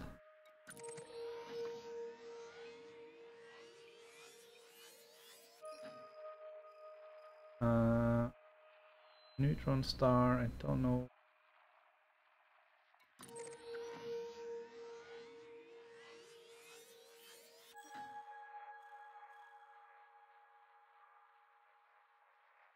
This is another visitor spot. Seems to be a little bit out in right field, don't you think? Wondering if it's worth going. This is a wolf, riot, and her big star.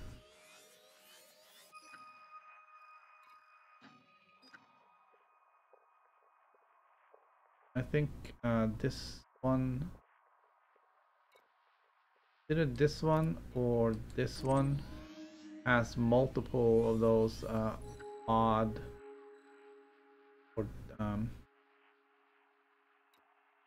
or non-sequence stars in it. Wolf, actually, it's multiple wolf, riot, and carbon stars. I think we definitely want to visit both of those.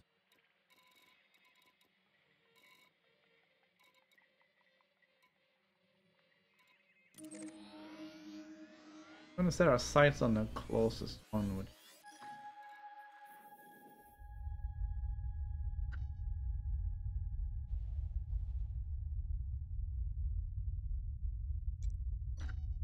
there is a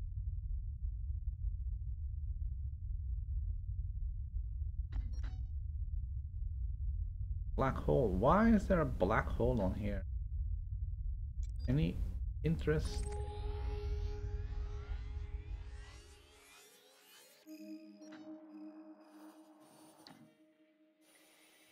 Oh yeah, that's that one. All right. Not gonna get there today, but I think this is gonna be our next target.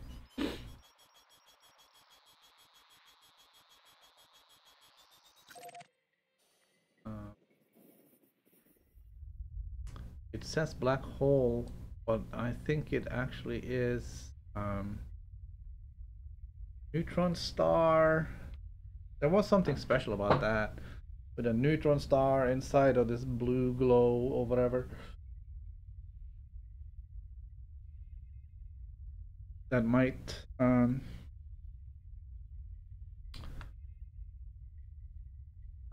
be interesting. Have a look at. I'm not really seeing anything else that's closer. There's a blue supergiant. And there's a blue supergiant. So probably go here, and then here, and then here, and we can go in through these guys up to Beagle Point.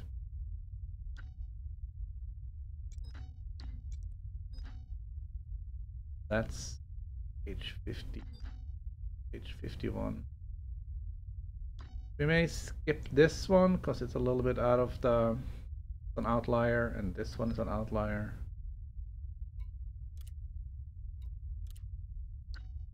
I'm gonna clean this up, otherwise we'll never know what the hell we're doing.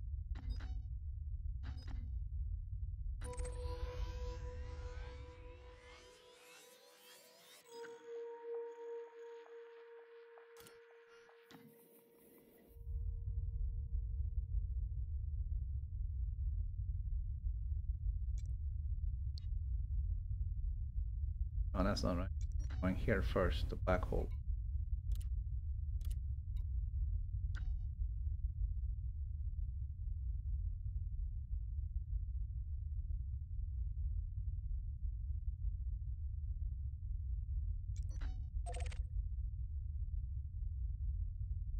Okay,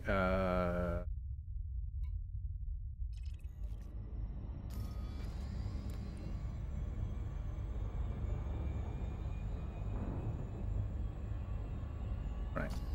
I'm gonna take just a quick break. I'll be back in just a minute.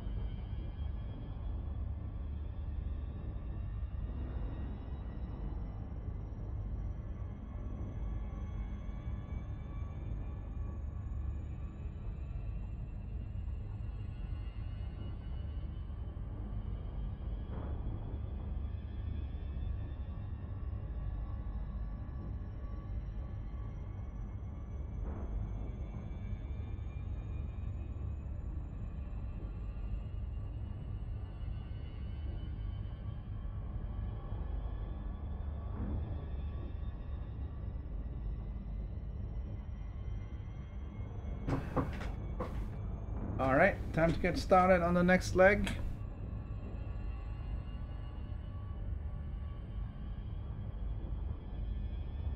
Right back into where the stars are. Frameshift drive charging. Yeah, we're not gonna get there in today. We've already gone 3,500 light years almost.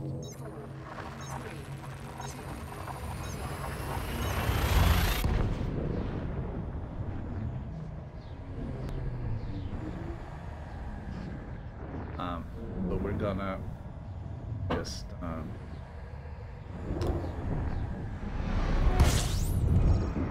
we're gonna head in that direction and we'll see what we can find on the way. Fuel sweeping.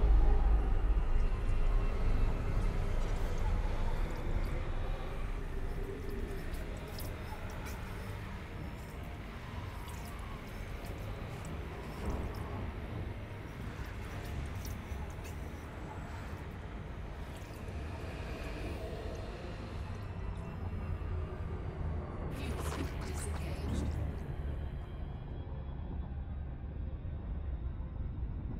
Frameshift drive charging. Still pretty barren up here.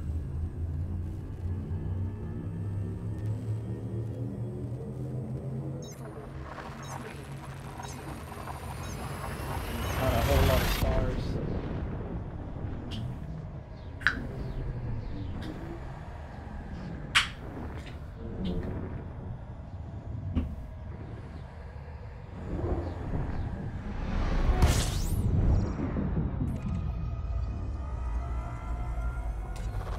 Fuel scooping.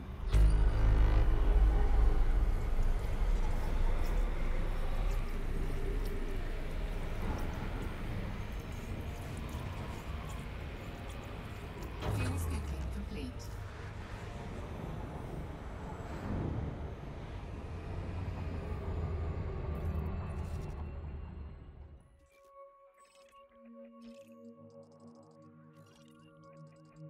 Just a bunch of gas giants.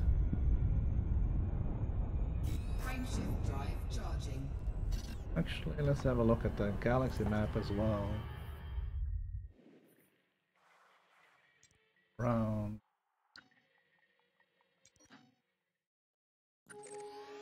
R.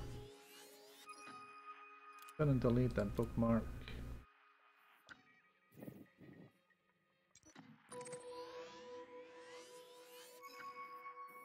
There are a lot of stars of us. Engines full stop. Didn't say that, but that's alright.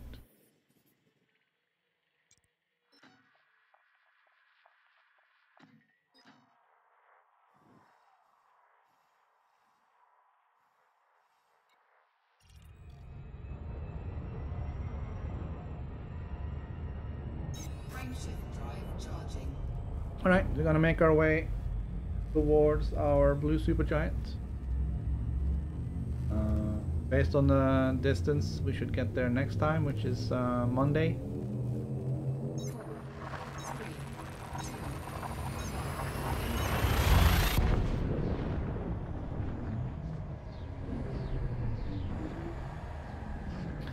So we're just gonna enjoy the journey at this point. See if we can find something spectacular on the way. Fuel skipping.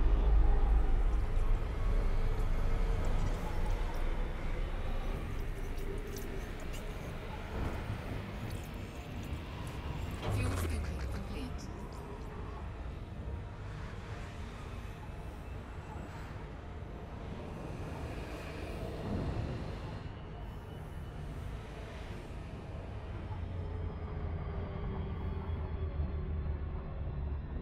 Frameshift drive charging.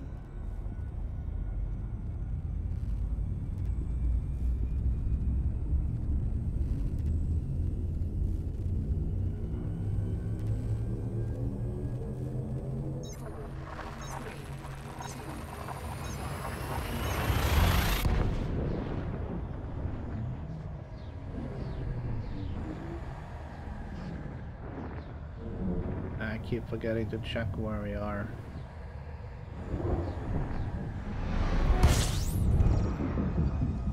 But we should be making strides towards our goal now, at least. Even if we didn't before. Fuel skipping complete.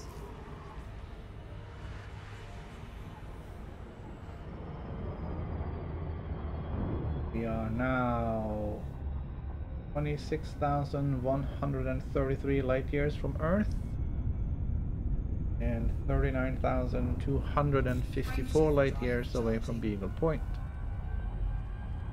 Still have some ways to go.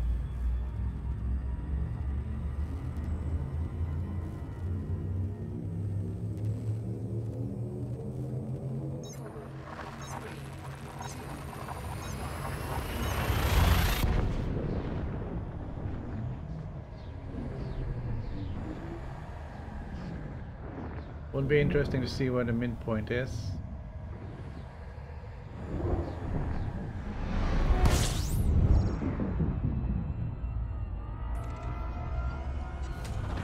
Fuel skipping.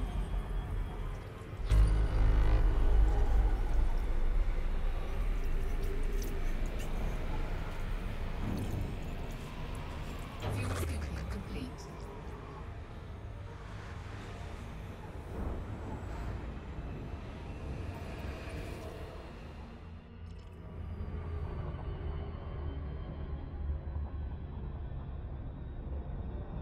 Frameshift drive charging.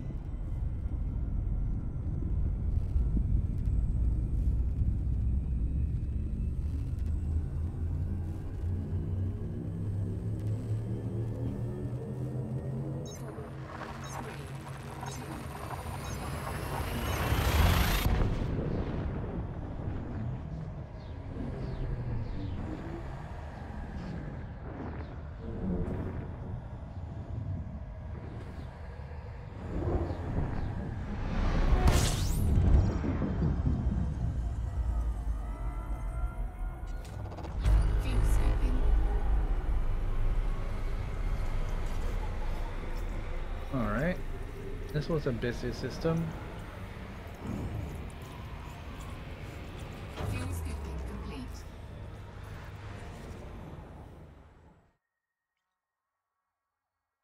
Hello.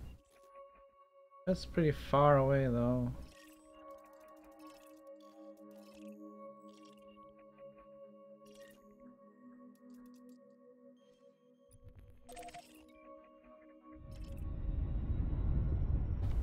That's just a nice.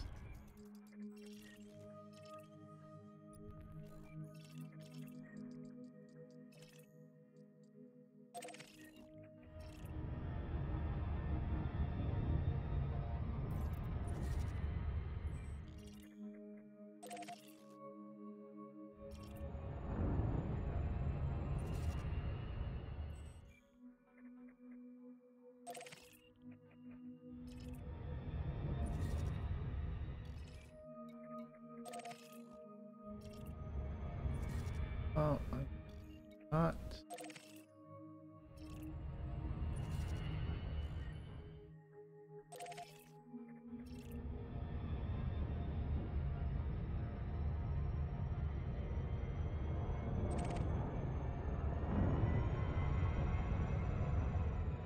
That's gonna have to be a knot. Frameshift drive charging.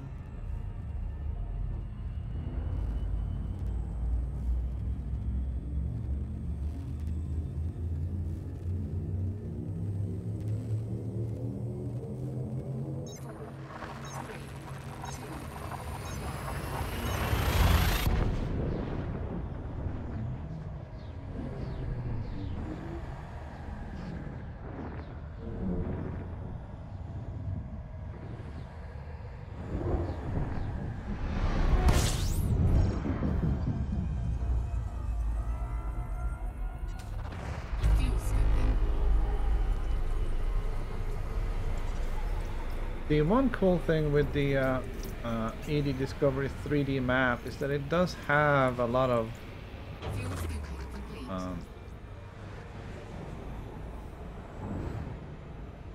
there's a lot of systems there that are referenced in some way or another as being of particular interest. Fortunately, they're not always identified in a way that makes it possible to find them on the galaxy map other than by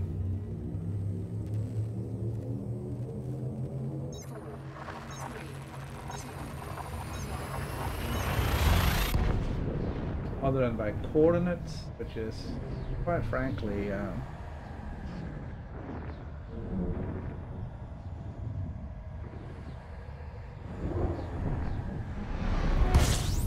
kind of silly.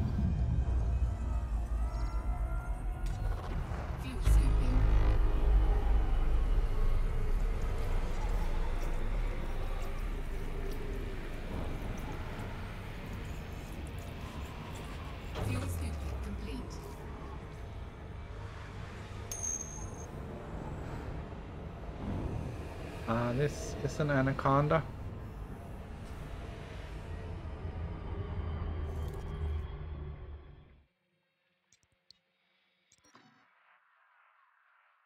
So the problem here, there's no reference here to these things having a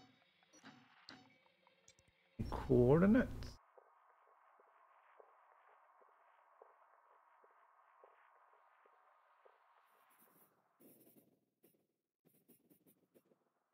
So yeah, I can use these to the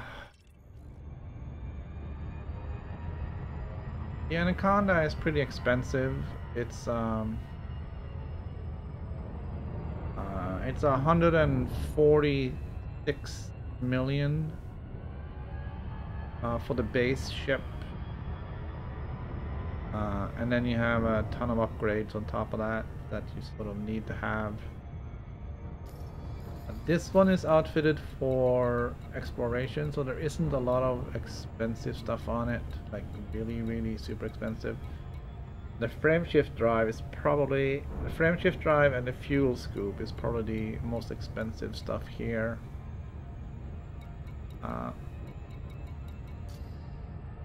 But a well-equipped Anaconda is easily over 300.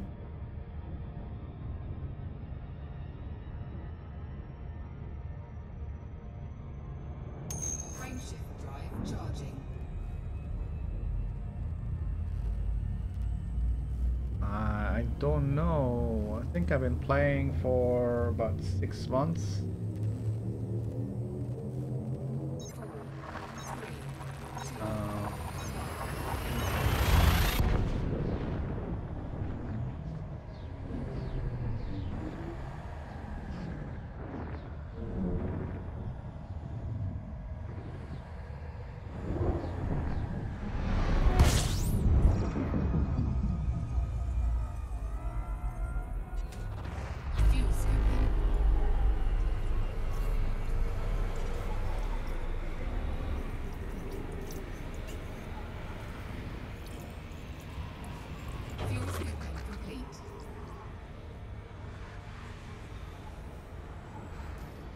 I don't know if it says here under information how long I've been playing for.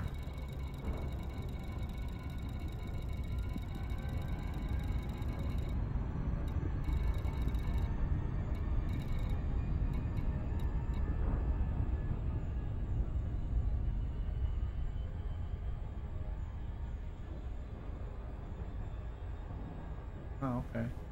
That's interesting. It lists encounters with Thargoids. Oh, only one. There we go.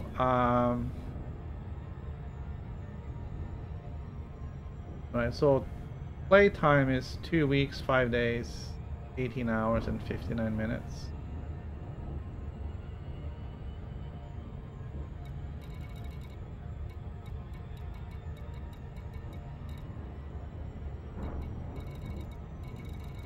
But it doesn't say like when your first day playing was.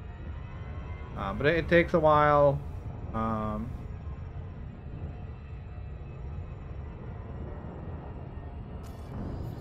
And I mean, I still have 140 million, so it takes a while to build up that kind of money. You just sort of need to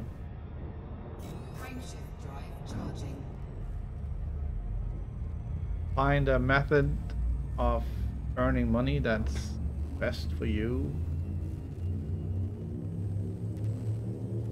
I've done a little bit of everything: exploring, bounty hunting, trade, community goals.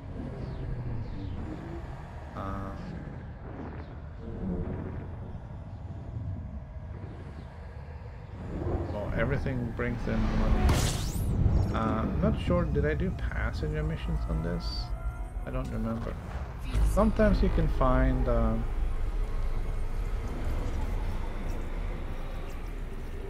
places that will earn you a lot of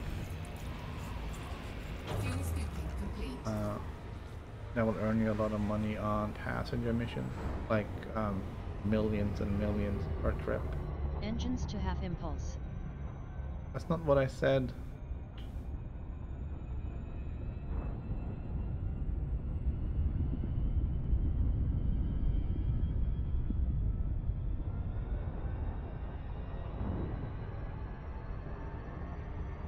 I think right excuse me, right now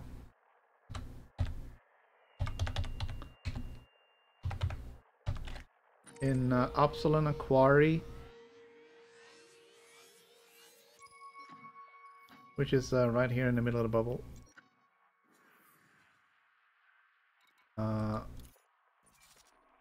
there is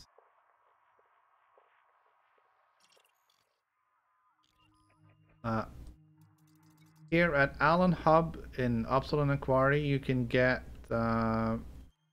missions to go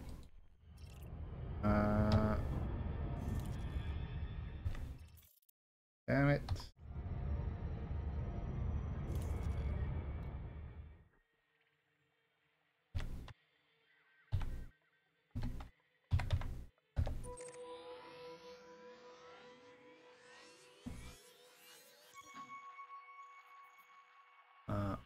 think it's over.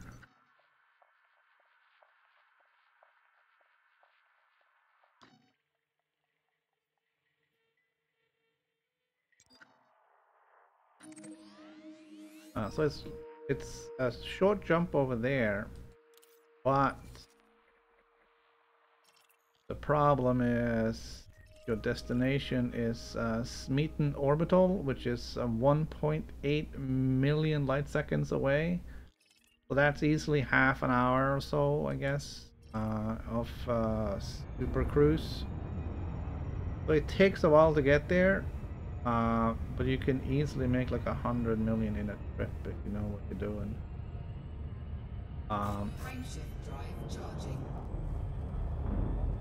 It sounds easy if you go and check out the YouTube video saying, "Hey, go there and make millions of credits." It's not really that easy though, because you're not gonna get all the missions that you need to get to make that kind of money without first gaining reputation with all the local factions, and that's a slow grind. So first you have to spend just days and days grinding to get your reputation up with all of the local factions, and then you'll get the missions that you need to make the money. So well, they say you can make 100 million credits an hour. That's not entirely true.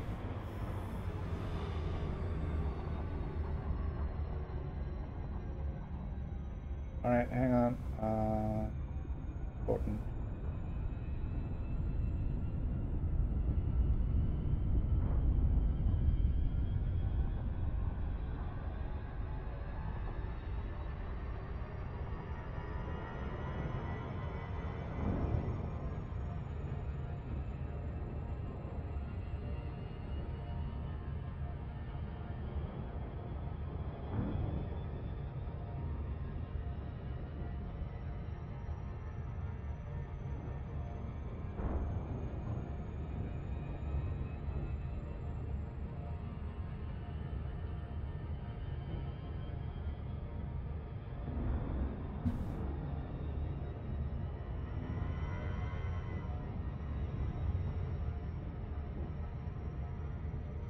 Frameshift drive charging.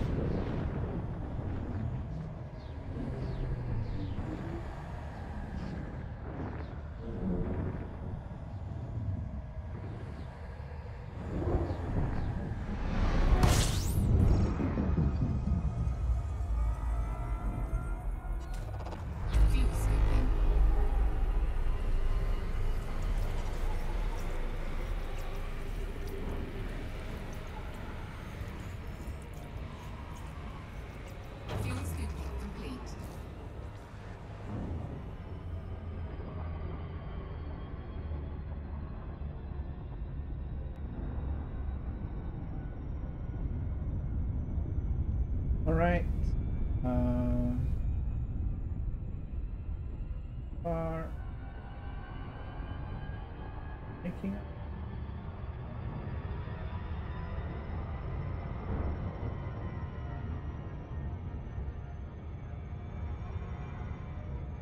Frameshift drive charging. Kind of sad because I can see that we're getting very close to the system named up above.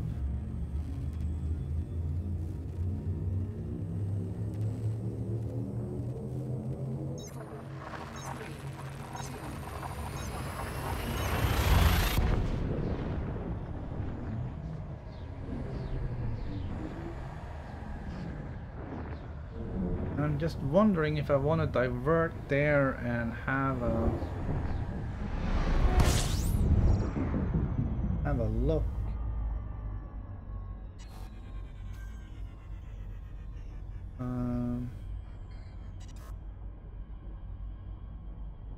safe.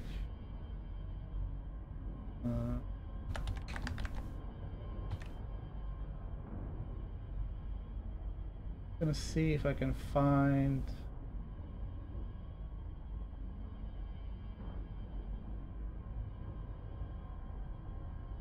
Okay.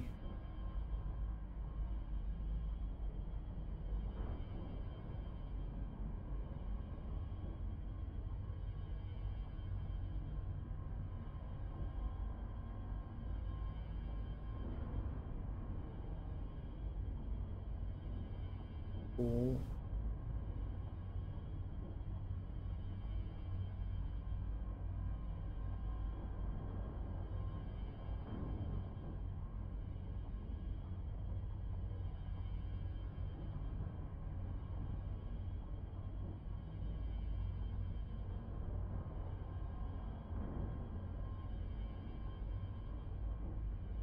All right, I'm definitely viewing.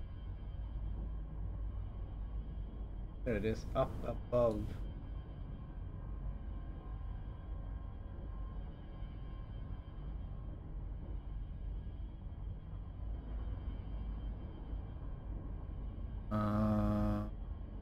Galaxy map.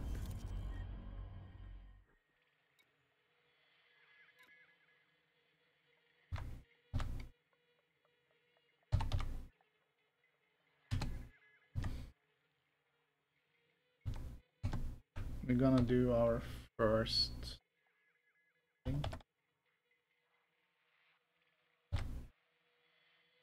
RHM D7.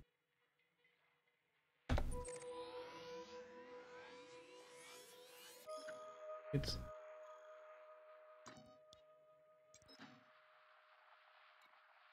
relatively close by.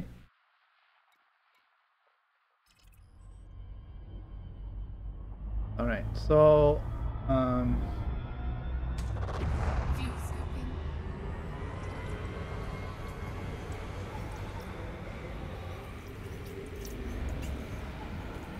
it's hey.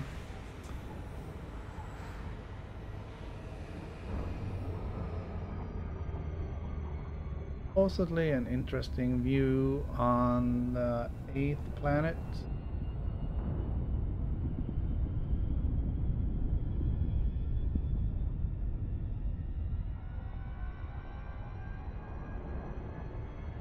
Frameshift drive charging.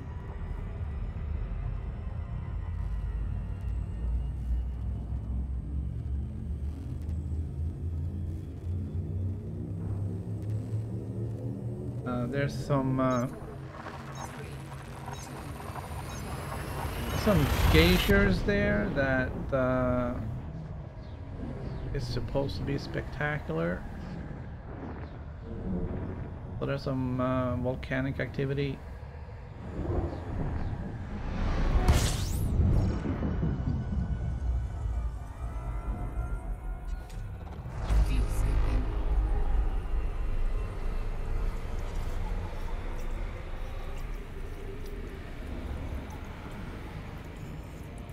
I'm gonna have to see what kind of time we have. It's only 24 jumps. It's around the corner. Frameshift drive charging.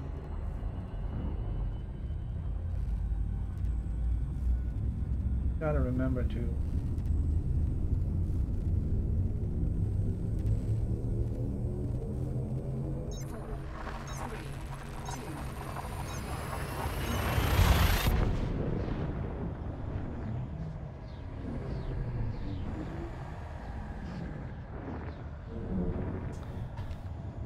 definitely use EDSM more to find interesting places.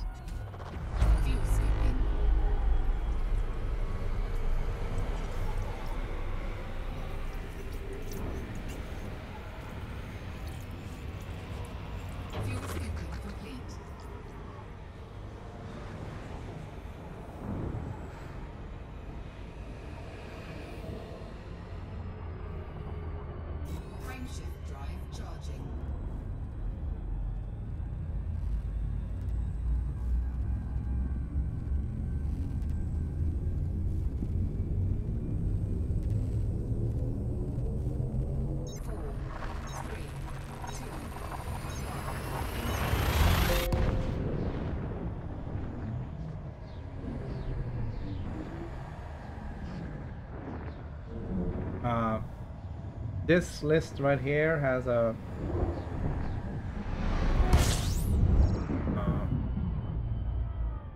this is basically a huge list of interesting locations.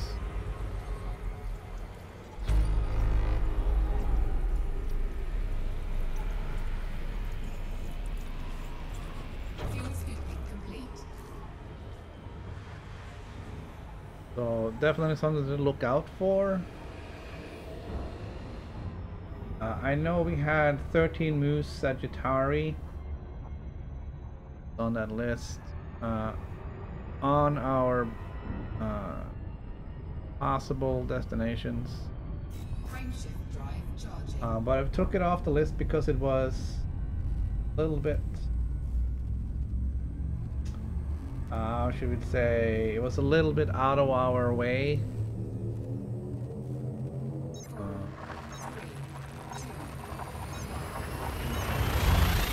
And even if it is an interesting blue giant, maybe we can hit it on the way back. We can, I don't know, it's really gonna have to be spectacular in order for us to do that detour. I think what I'm going to do is I may just have to head for Colonia after we get to our final destination, which is Eagle Point.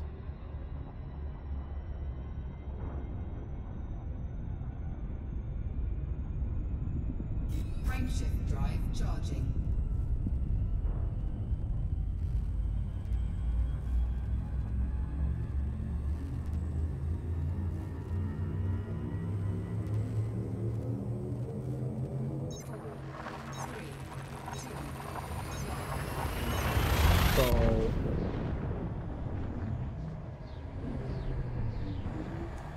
Don't really know what all of these things are. Stellar feature, not sure what that really adds up to being.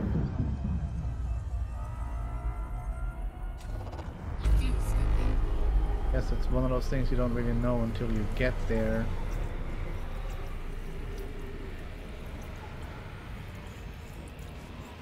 You can click on Moose Sagittari and see what it says.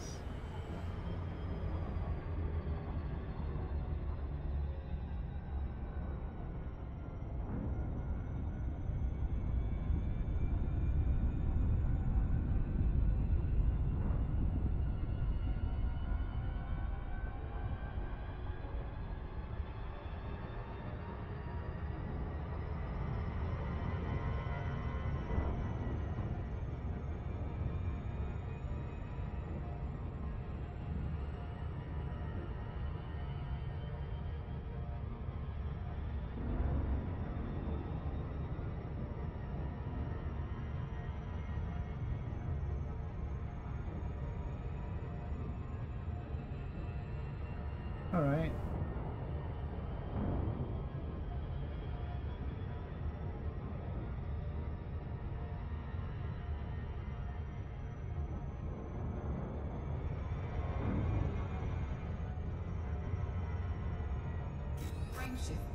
It does kind of sound a little bit interesting, but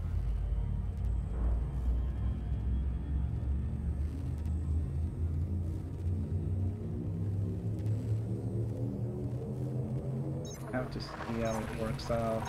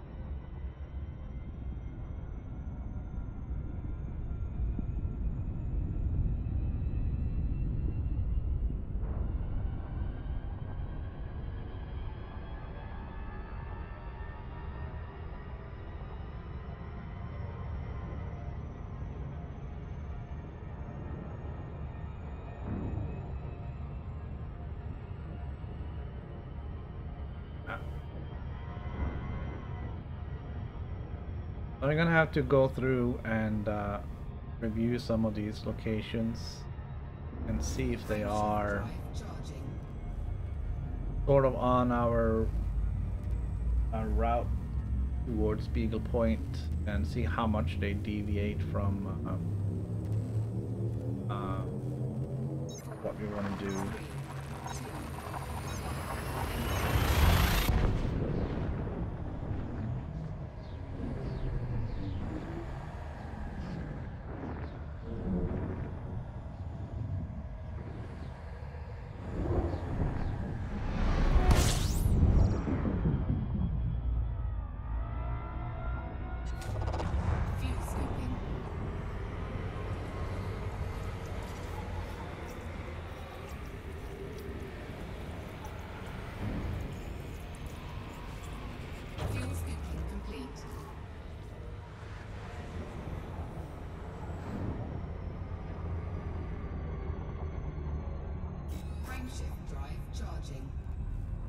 So it's a little bit tricky to figure out exactly what's going to be interesting.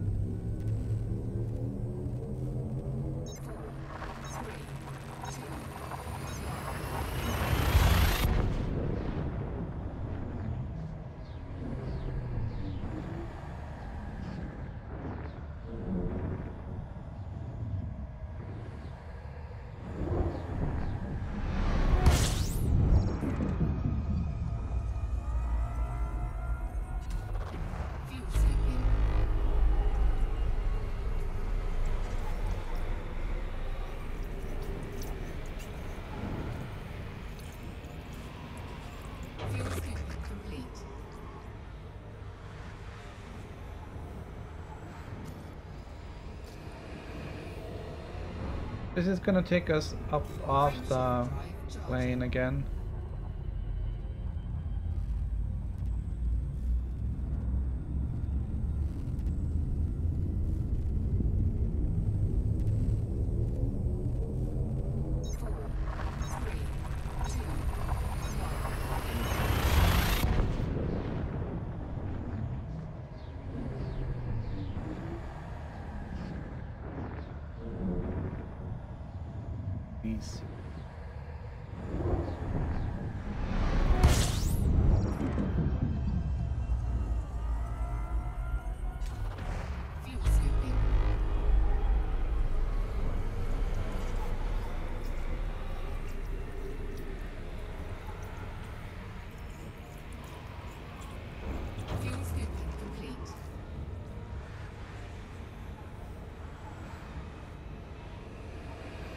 The problem, even if I add some of these,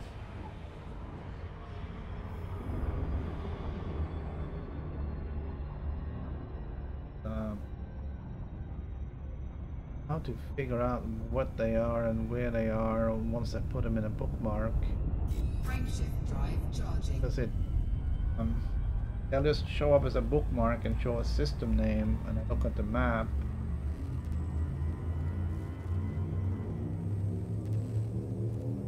There isn't any way of back referencing that to the bookmark in the bookmark list.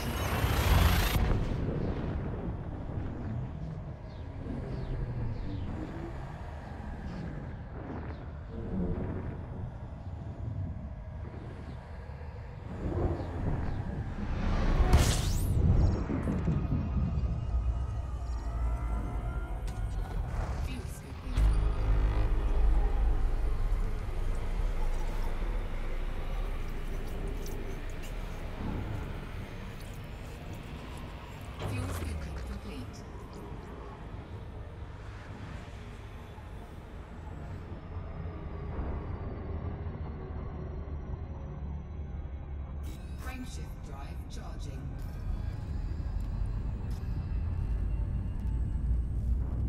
But right now we're going to a place called Up Above. We're planning on landing.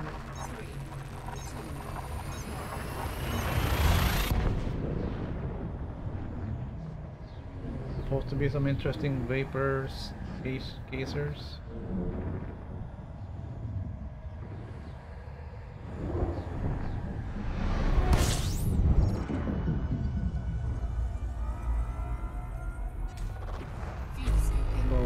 we'll see if we can find that. I do not know if it's marked as a POI or not, or if we just have to go find it ourselves.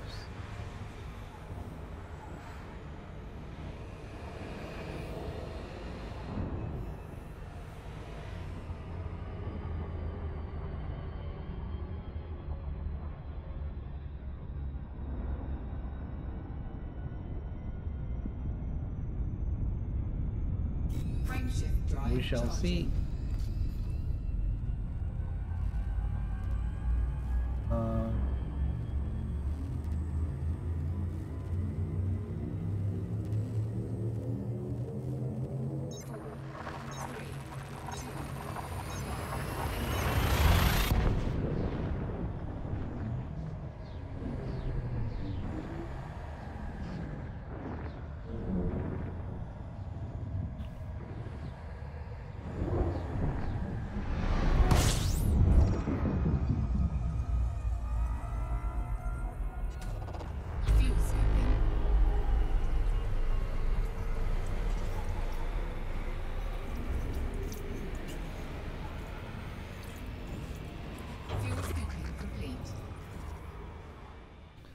So yeah, hold on, finally do take a look at this empty. Frameshift drive charging.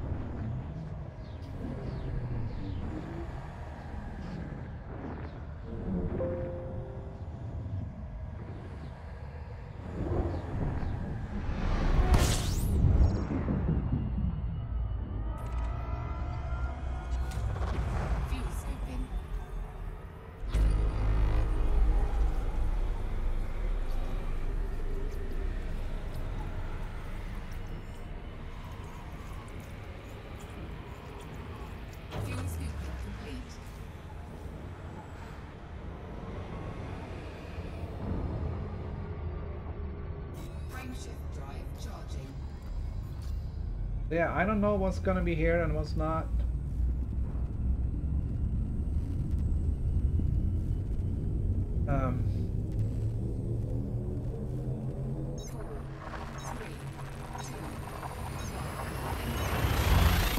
Guess we'll see when we get there. We'll certainly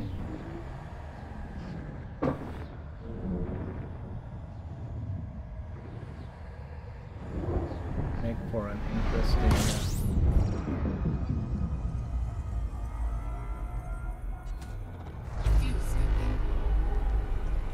interesting view. From what I read on 13 Mu Sagittari, it's a blue supergiant. It is visible by the naked eye from Earth. A very bright star, and it's part of the Sagittarius constellation. Frameshift drive charging. There is supposed to be a very spectacular view from one of the moons sitting right there.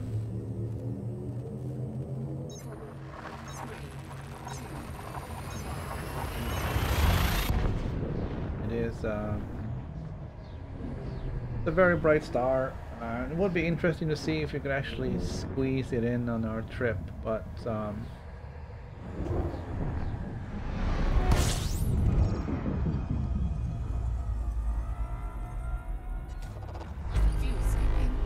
don't know. It's like Homer Simpson in the Simpsons movie. We can't stop at every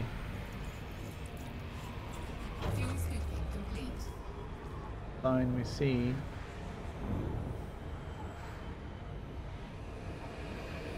Homer Simpson didn't say that. Homer Simpson is the one who put up all the fake stop and yield signs.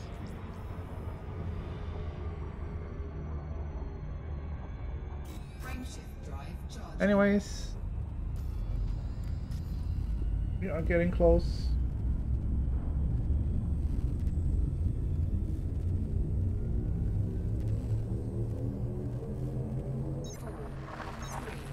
Sure, we are back out in here.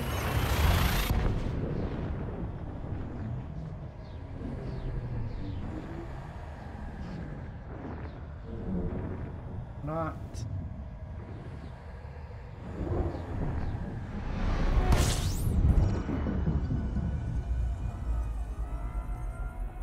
This certainly isn't the straightest line towards Beagle Point, that's for sure, but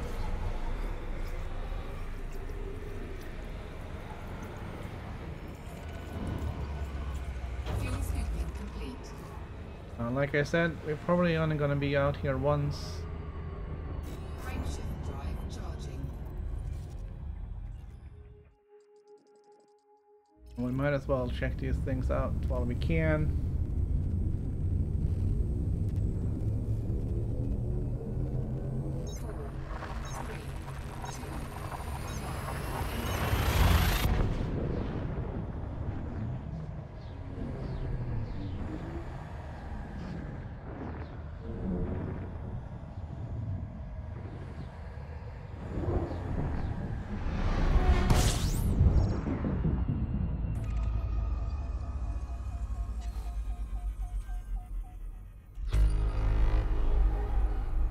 Oh, okay. Fuel scooping. I decided they wanted to power down. We haven't done a lot of Disengaged. neutron star jumps since we repaired the frameshift drive, so we're still doing good. Frameshift drive charging. We haven't had any crashes.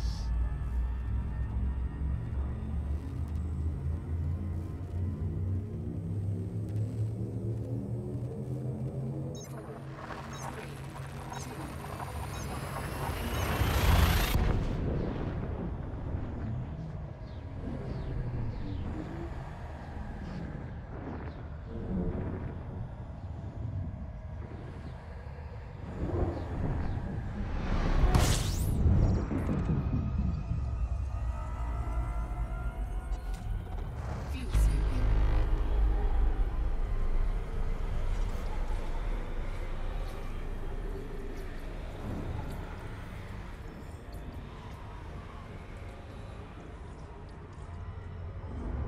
Fuel scoop disengaged.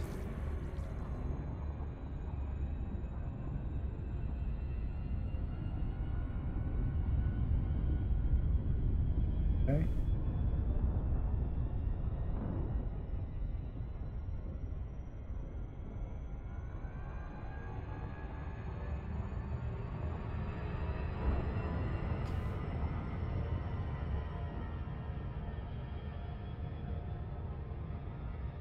Frameshift drive charging. So another place to check out for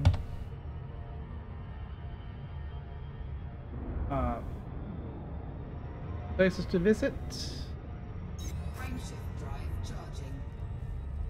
So there is a place called Up Above, which is where we're going. There is also one called Down Below, which is I guess at the bottom, far down. You can get from the galactic plane. There's some water geyser there.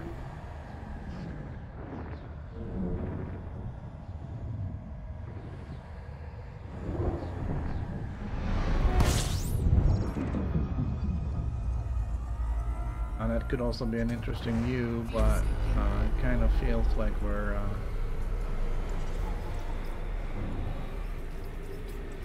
by going down there from the top here, we would probably just be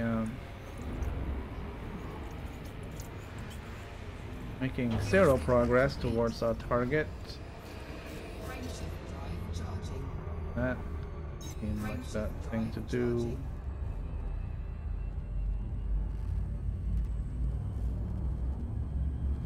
This one though, we were already all the way up here, so.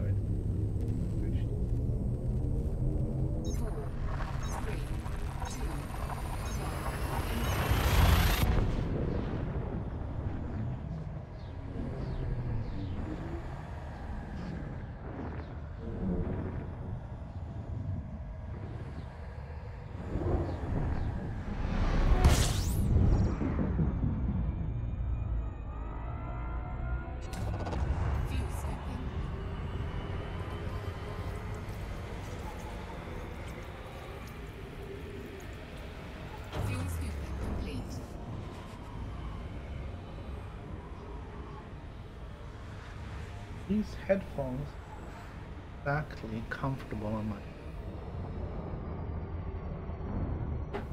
Give me a second.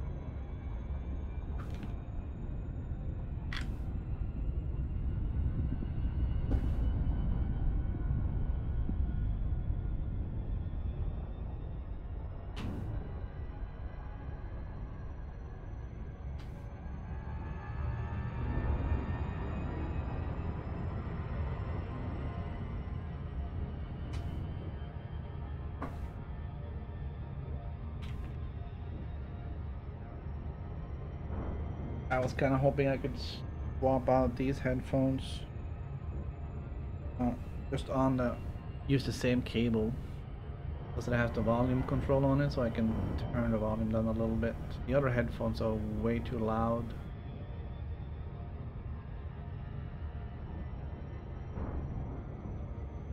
Frameshift drive charging.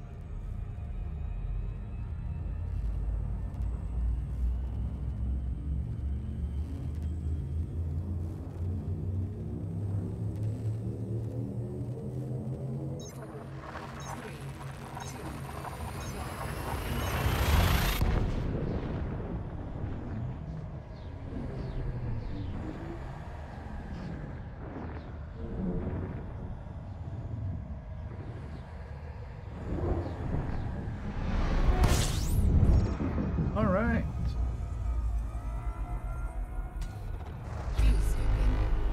Oh, we got something.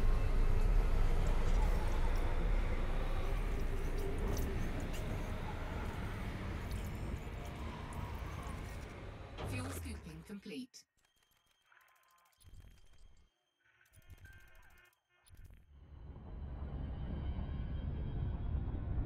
Couple of suns right here. Frameshift drive charging. I want to spend the rest of the time on the stream actually just getting to where it is we're going.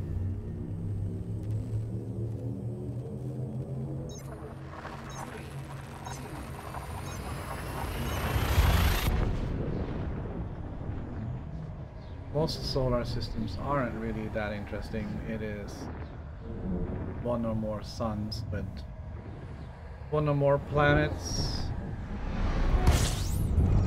Well, it has to be a little bit extraordinary to Fuel scooping.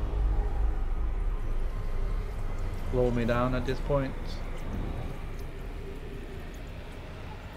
Fuel scooping complete.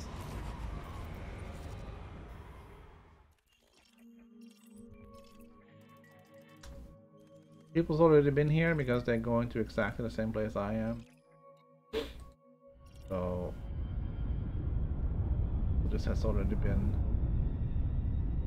Frameshift covered. drive charging.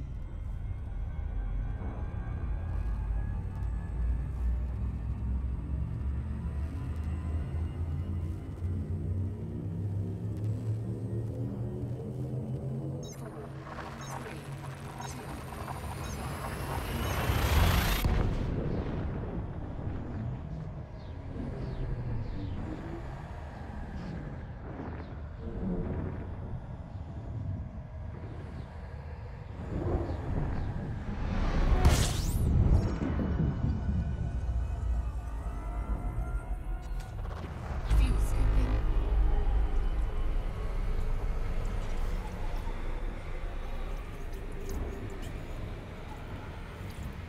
Fuel scooping complete. Alright, 2 more jumps.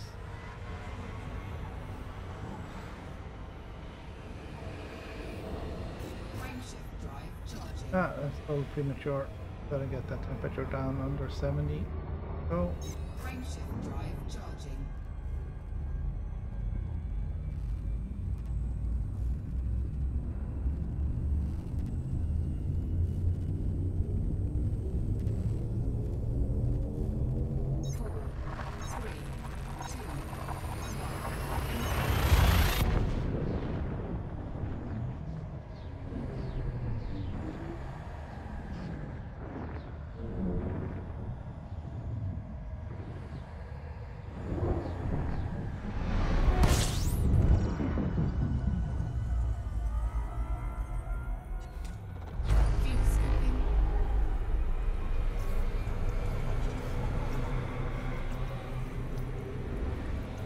Okay, RH-MD76. That is our destination.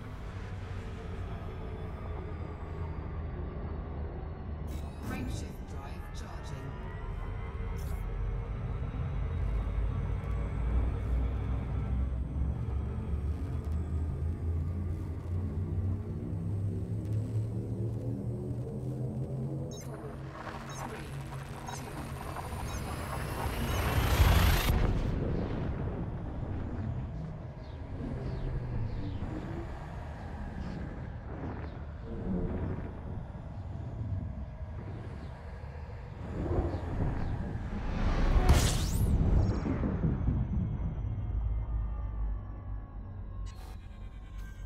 Select target ahead.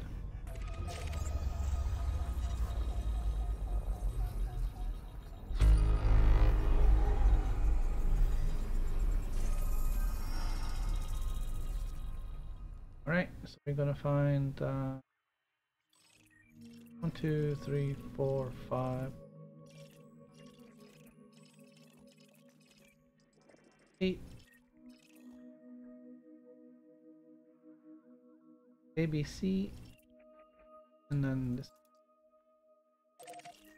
That's where we're going.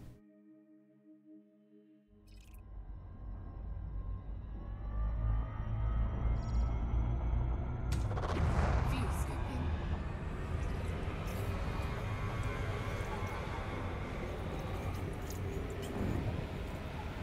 View skipping complete.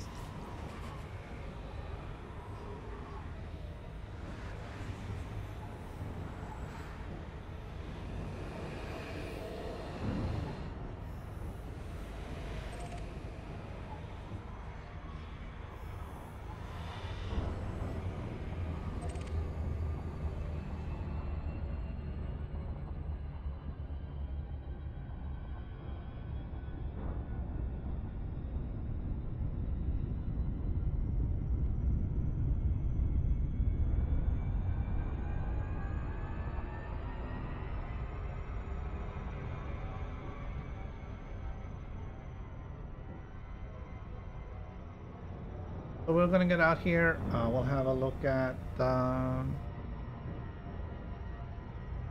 what's up with the geisha out here and the gas giant, because our heading is.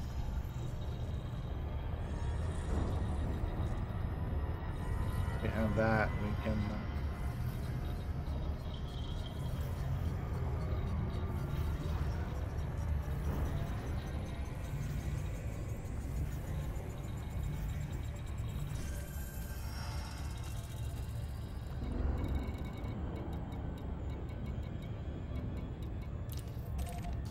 Find our moon.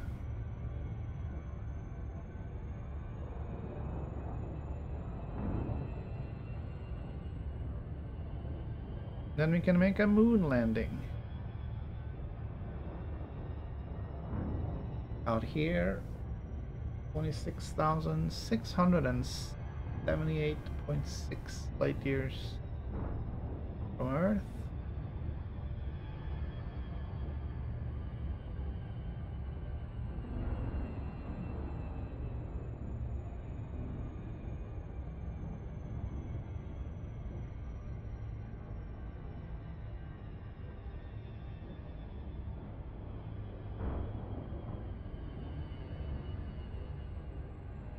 I don't know if there's any materials and stuff we can pick up around this geyser. I know there are some geysers do that.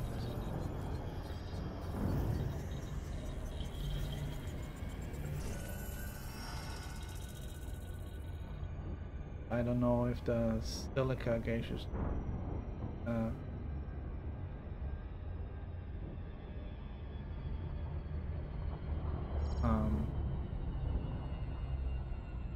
the ones where we've done that have been lava thing silica. Alright, minus 3.6 and minus 57.5. Looking for right.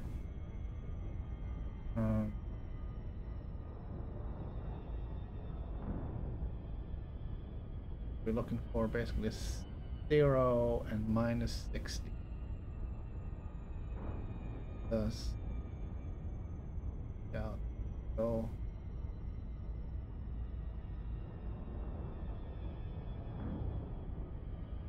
figure out what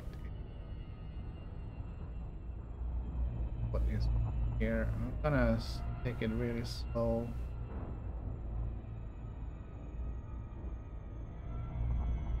I don't think there are any POIs showing here.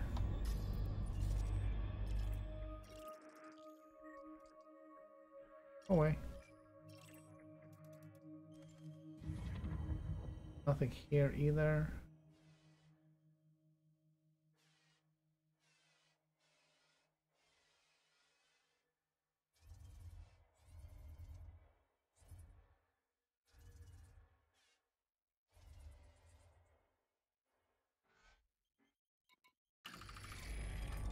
But let's see. Orbital flight engaged. Here we go. That number is going down, and that number is going down.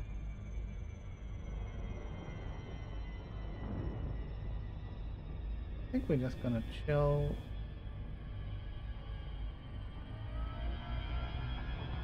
One, two, 6, 5. We get to minus 50.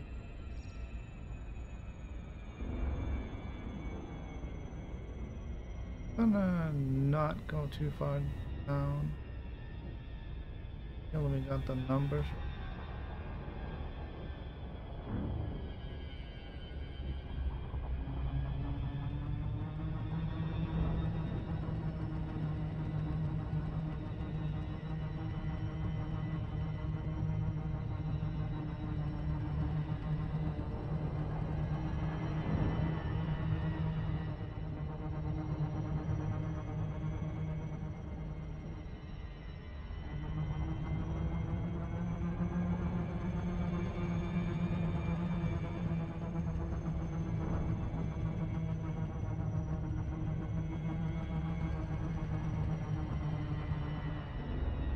So that one is kind of stopped, and the other one is counting down like that from tomorrow.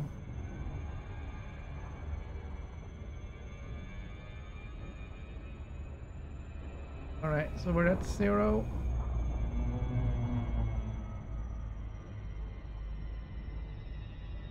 So they're saying that the light changes fast here. We're gonna turn -5.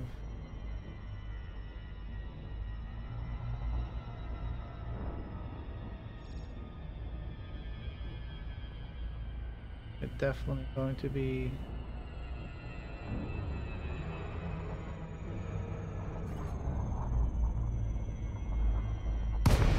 fine, fine.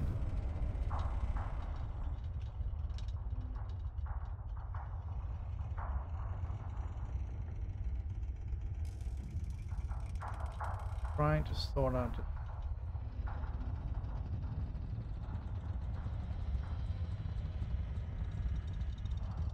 how to get numbers right. switch right that way.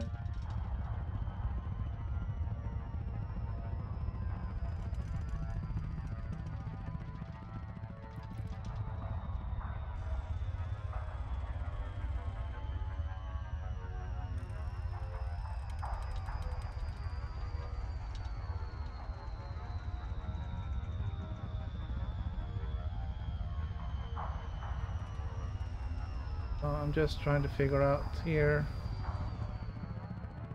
Oh, this is.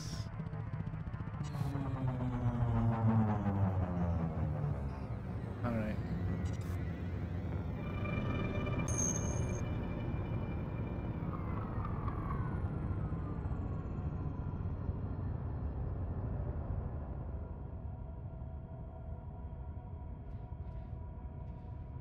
All right, so south, we'll just change this one. If I go 90 degrees,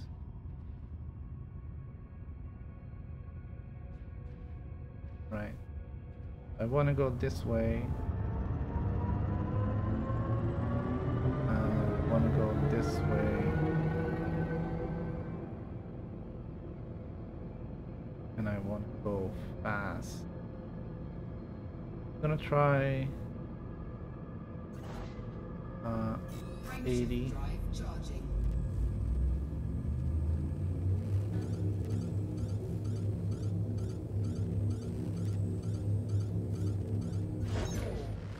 It's gonna take a little bit to. All right.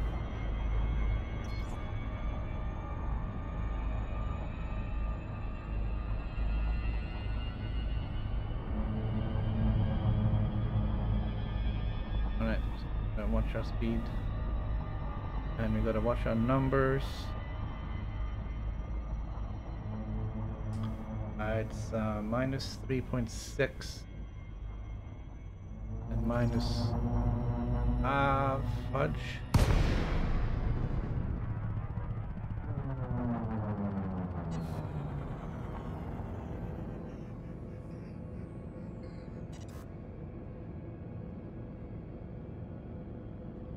It's too far to just go there. Gonna keep on Frameshift drive charging.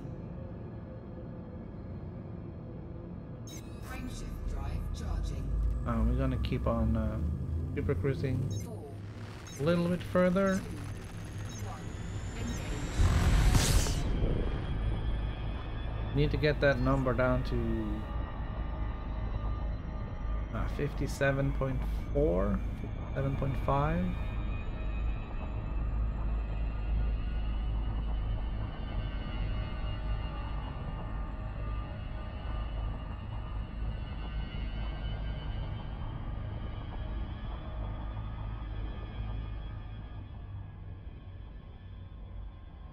Kind of wishing it was in a slightly different position because it's difficult to read right there on the ship. So now that one is too far.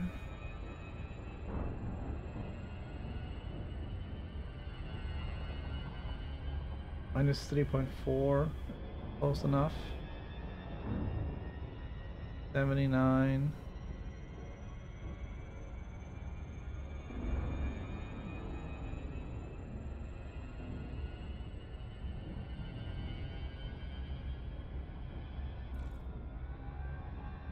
Alright, now we're going way above where to be.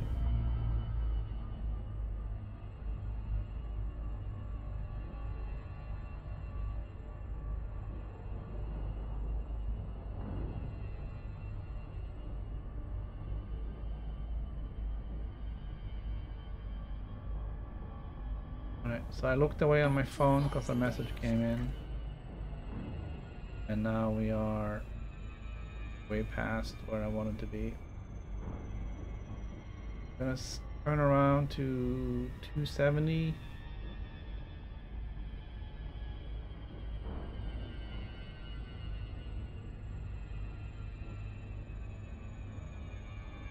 And we'll try and correct some of this.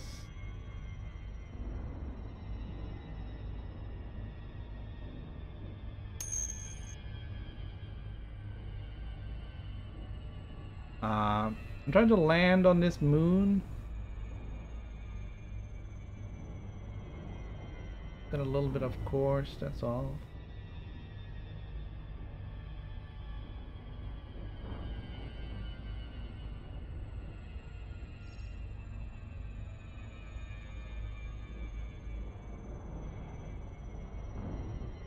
-6 needs to get down to -3.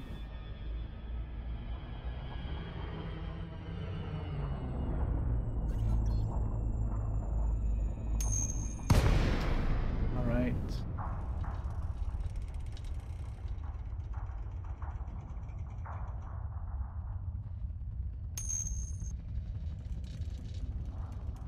Yeah, there's supposed to be some geysers here. Supposedly the planet highest above the plane with geysers. Looking for -3.6 and -57.5.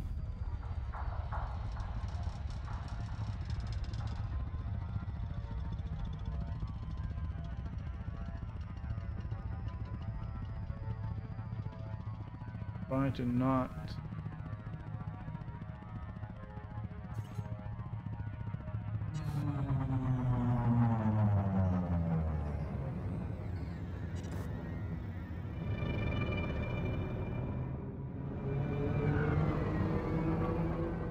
we're not too far away.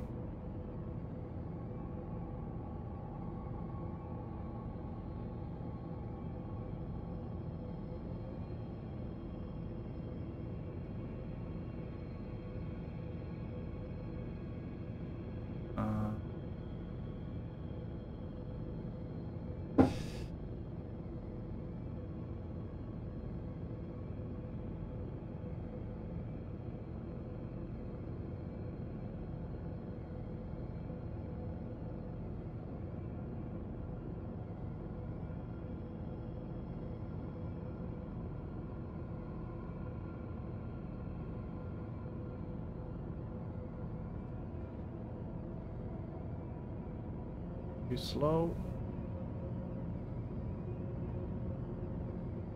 Frameshift drive charging. Gotta be careful though, because it's like suddenly we'll be too far away again. 4, 3, 2, 1. Engage.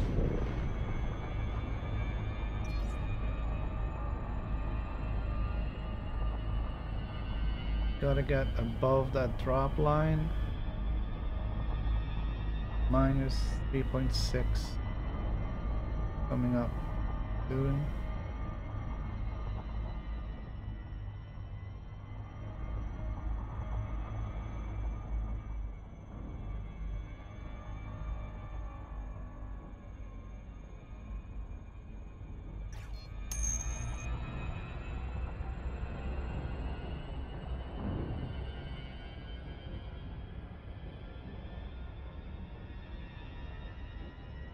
Alright, there we are, 3.6.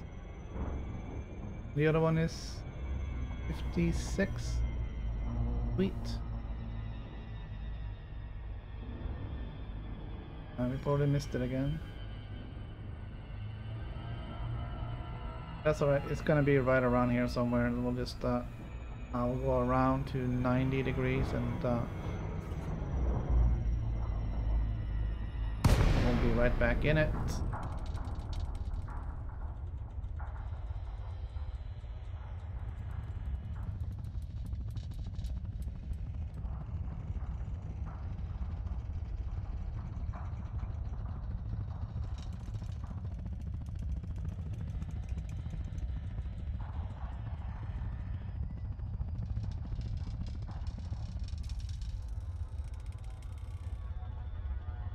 Alright.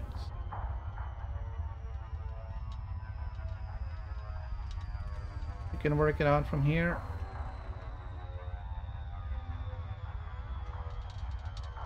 It's 56 point something. Going a little far.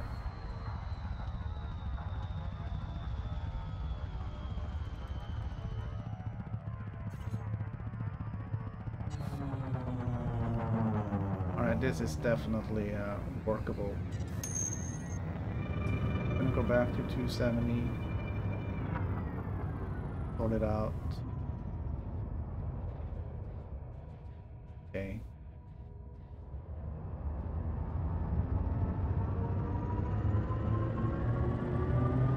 Difficult to see those stupid numbers.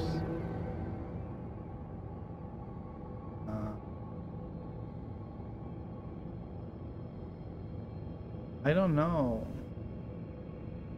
I don't think you can take... That would have been interesting if you could take the fighter aircraft and land with those. No. List on. Why would you have done that? That's not what I wanted.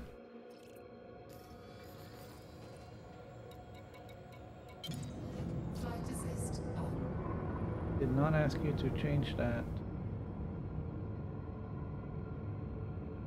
Alright, so 55, 2. We need 57, so we need to go a little bit. The other one is 26. That needs 36.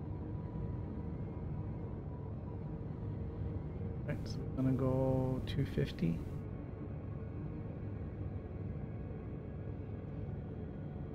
Two, 6, 7. That one 50, 57, 4. Sorry guys, this is as fast as this ship will go. I can't boost even.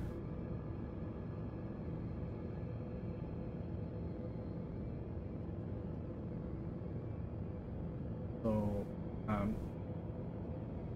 re-engaging Super Cruise now. When we're this close, it's gonna be worth it.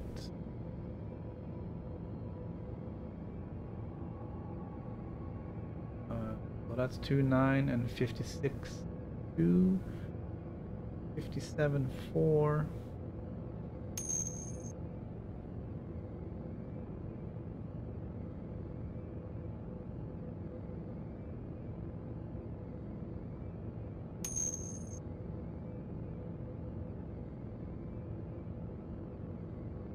Right, so I think these blue spots over here is what we're looking for.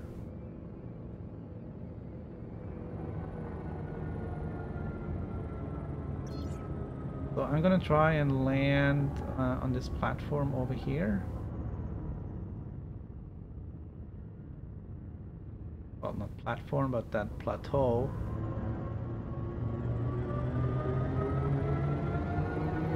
Yeah, I got no boost. Capacitor isn't big enough.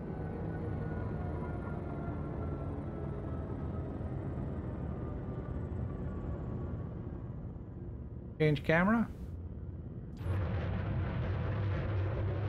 So those clouds is what we're looking for.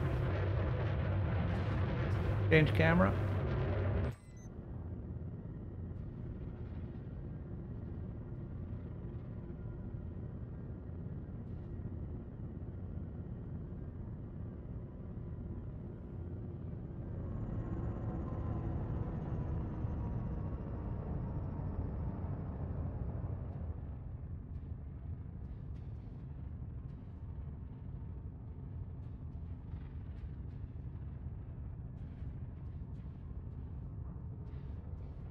All right.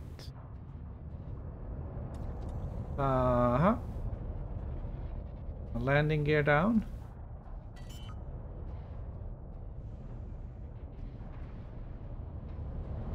Landing gear deployed.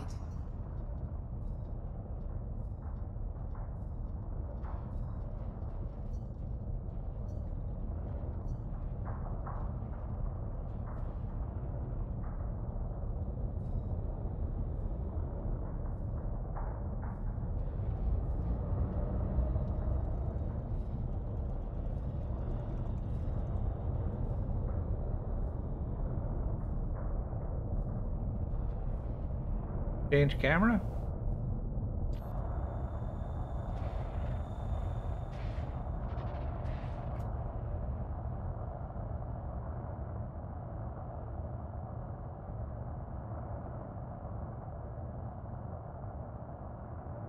Change camera.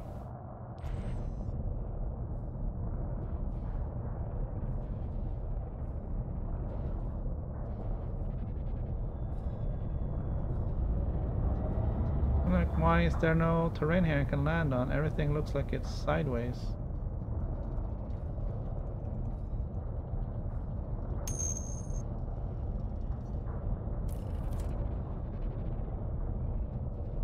Huh?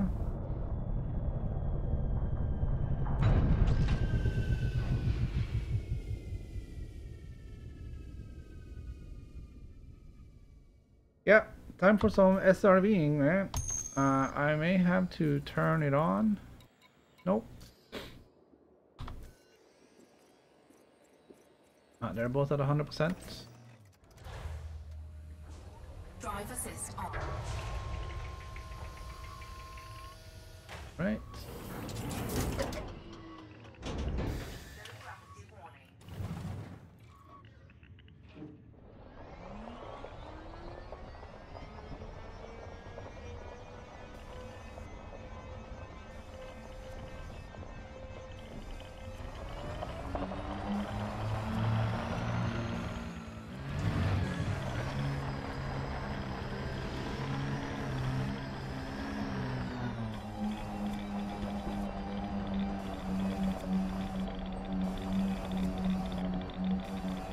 Well, there could be some materials around the geysers here. Clicker is going bonkers.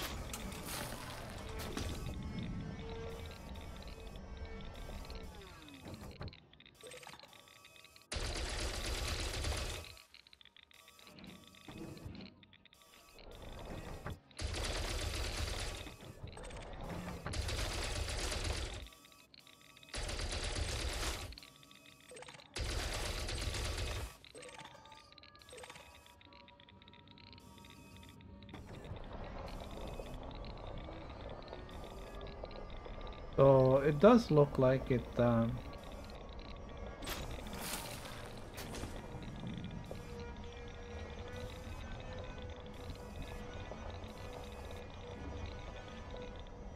it does look like the around the geysers you will get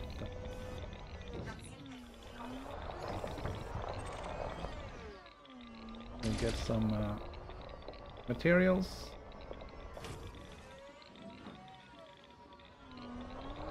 I have a feeling I'm not going to be able to get this one.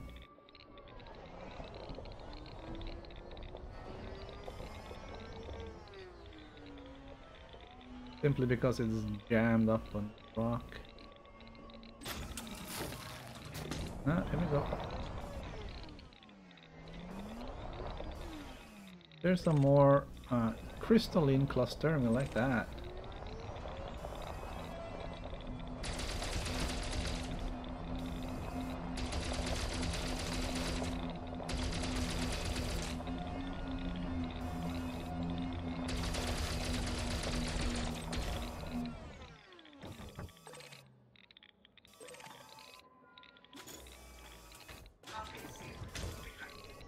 Don't really need this one, but I pick it up anyways. Actually, we don't know what we need.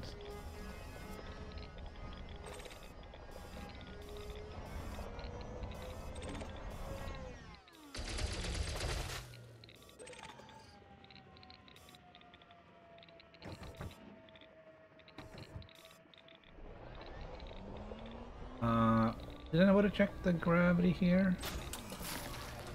0.07 G.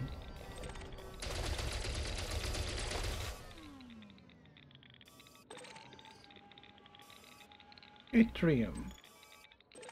Hey.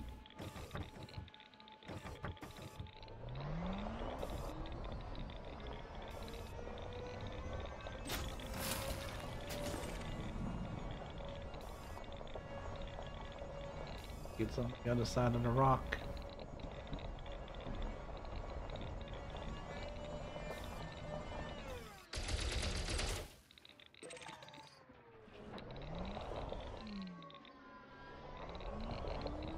Some of this stuff is used for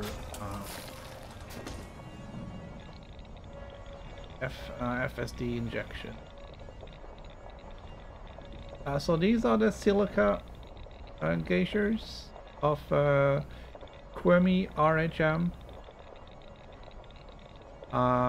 And hold on.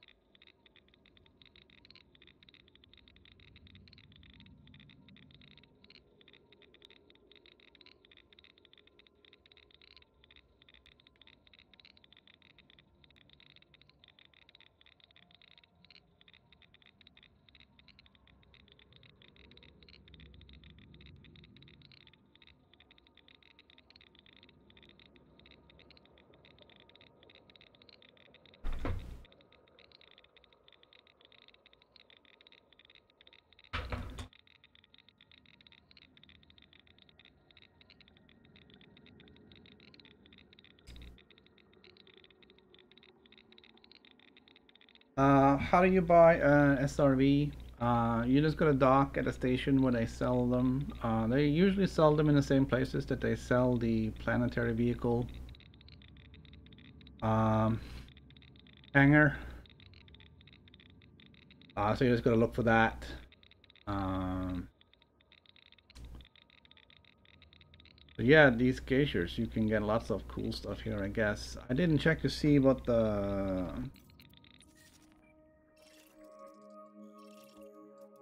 information here was.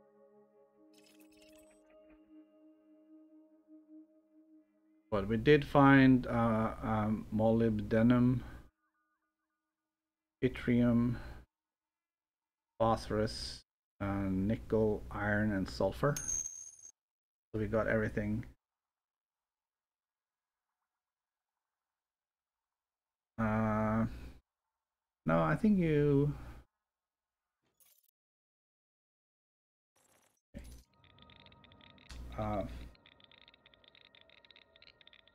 you restock for the fighters, but you have to buy a new SRV.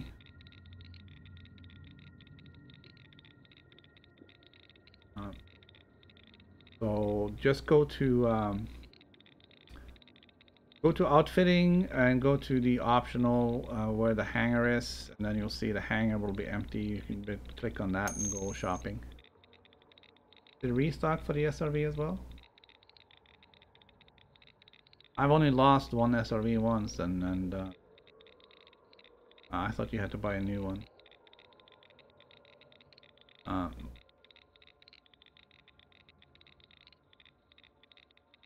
But I'm gonna have to end it here. Next time we'll head for a blue supergiant, I guess.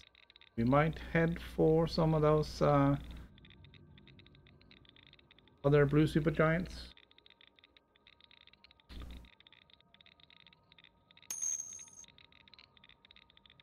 But for right now, it's gonna be game over.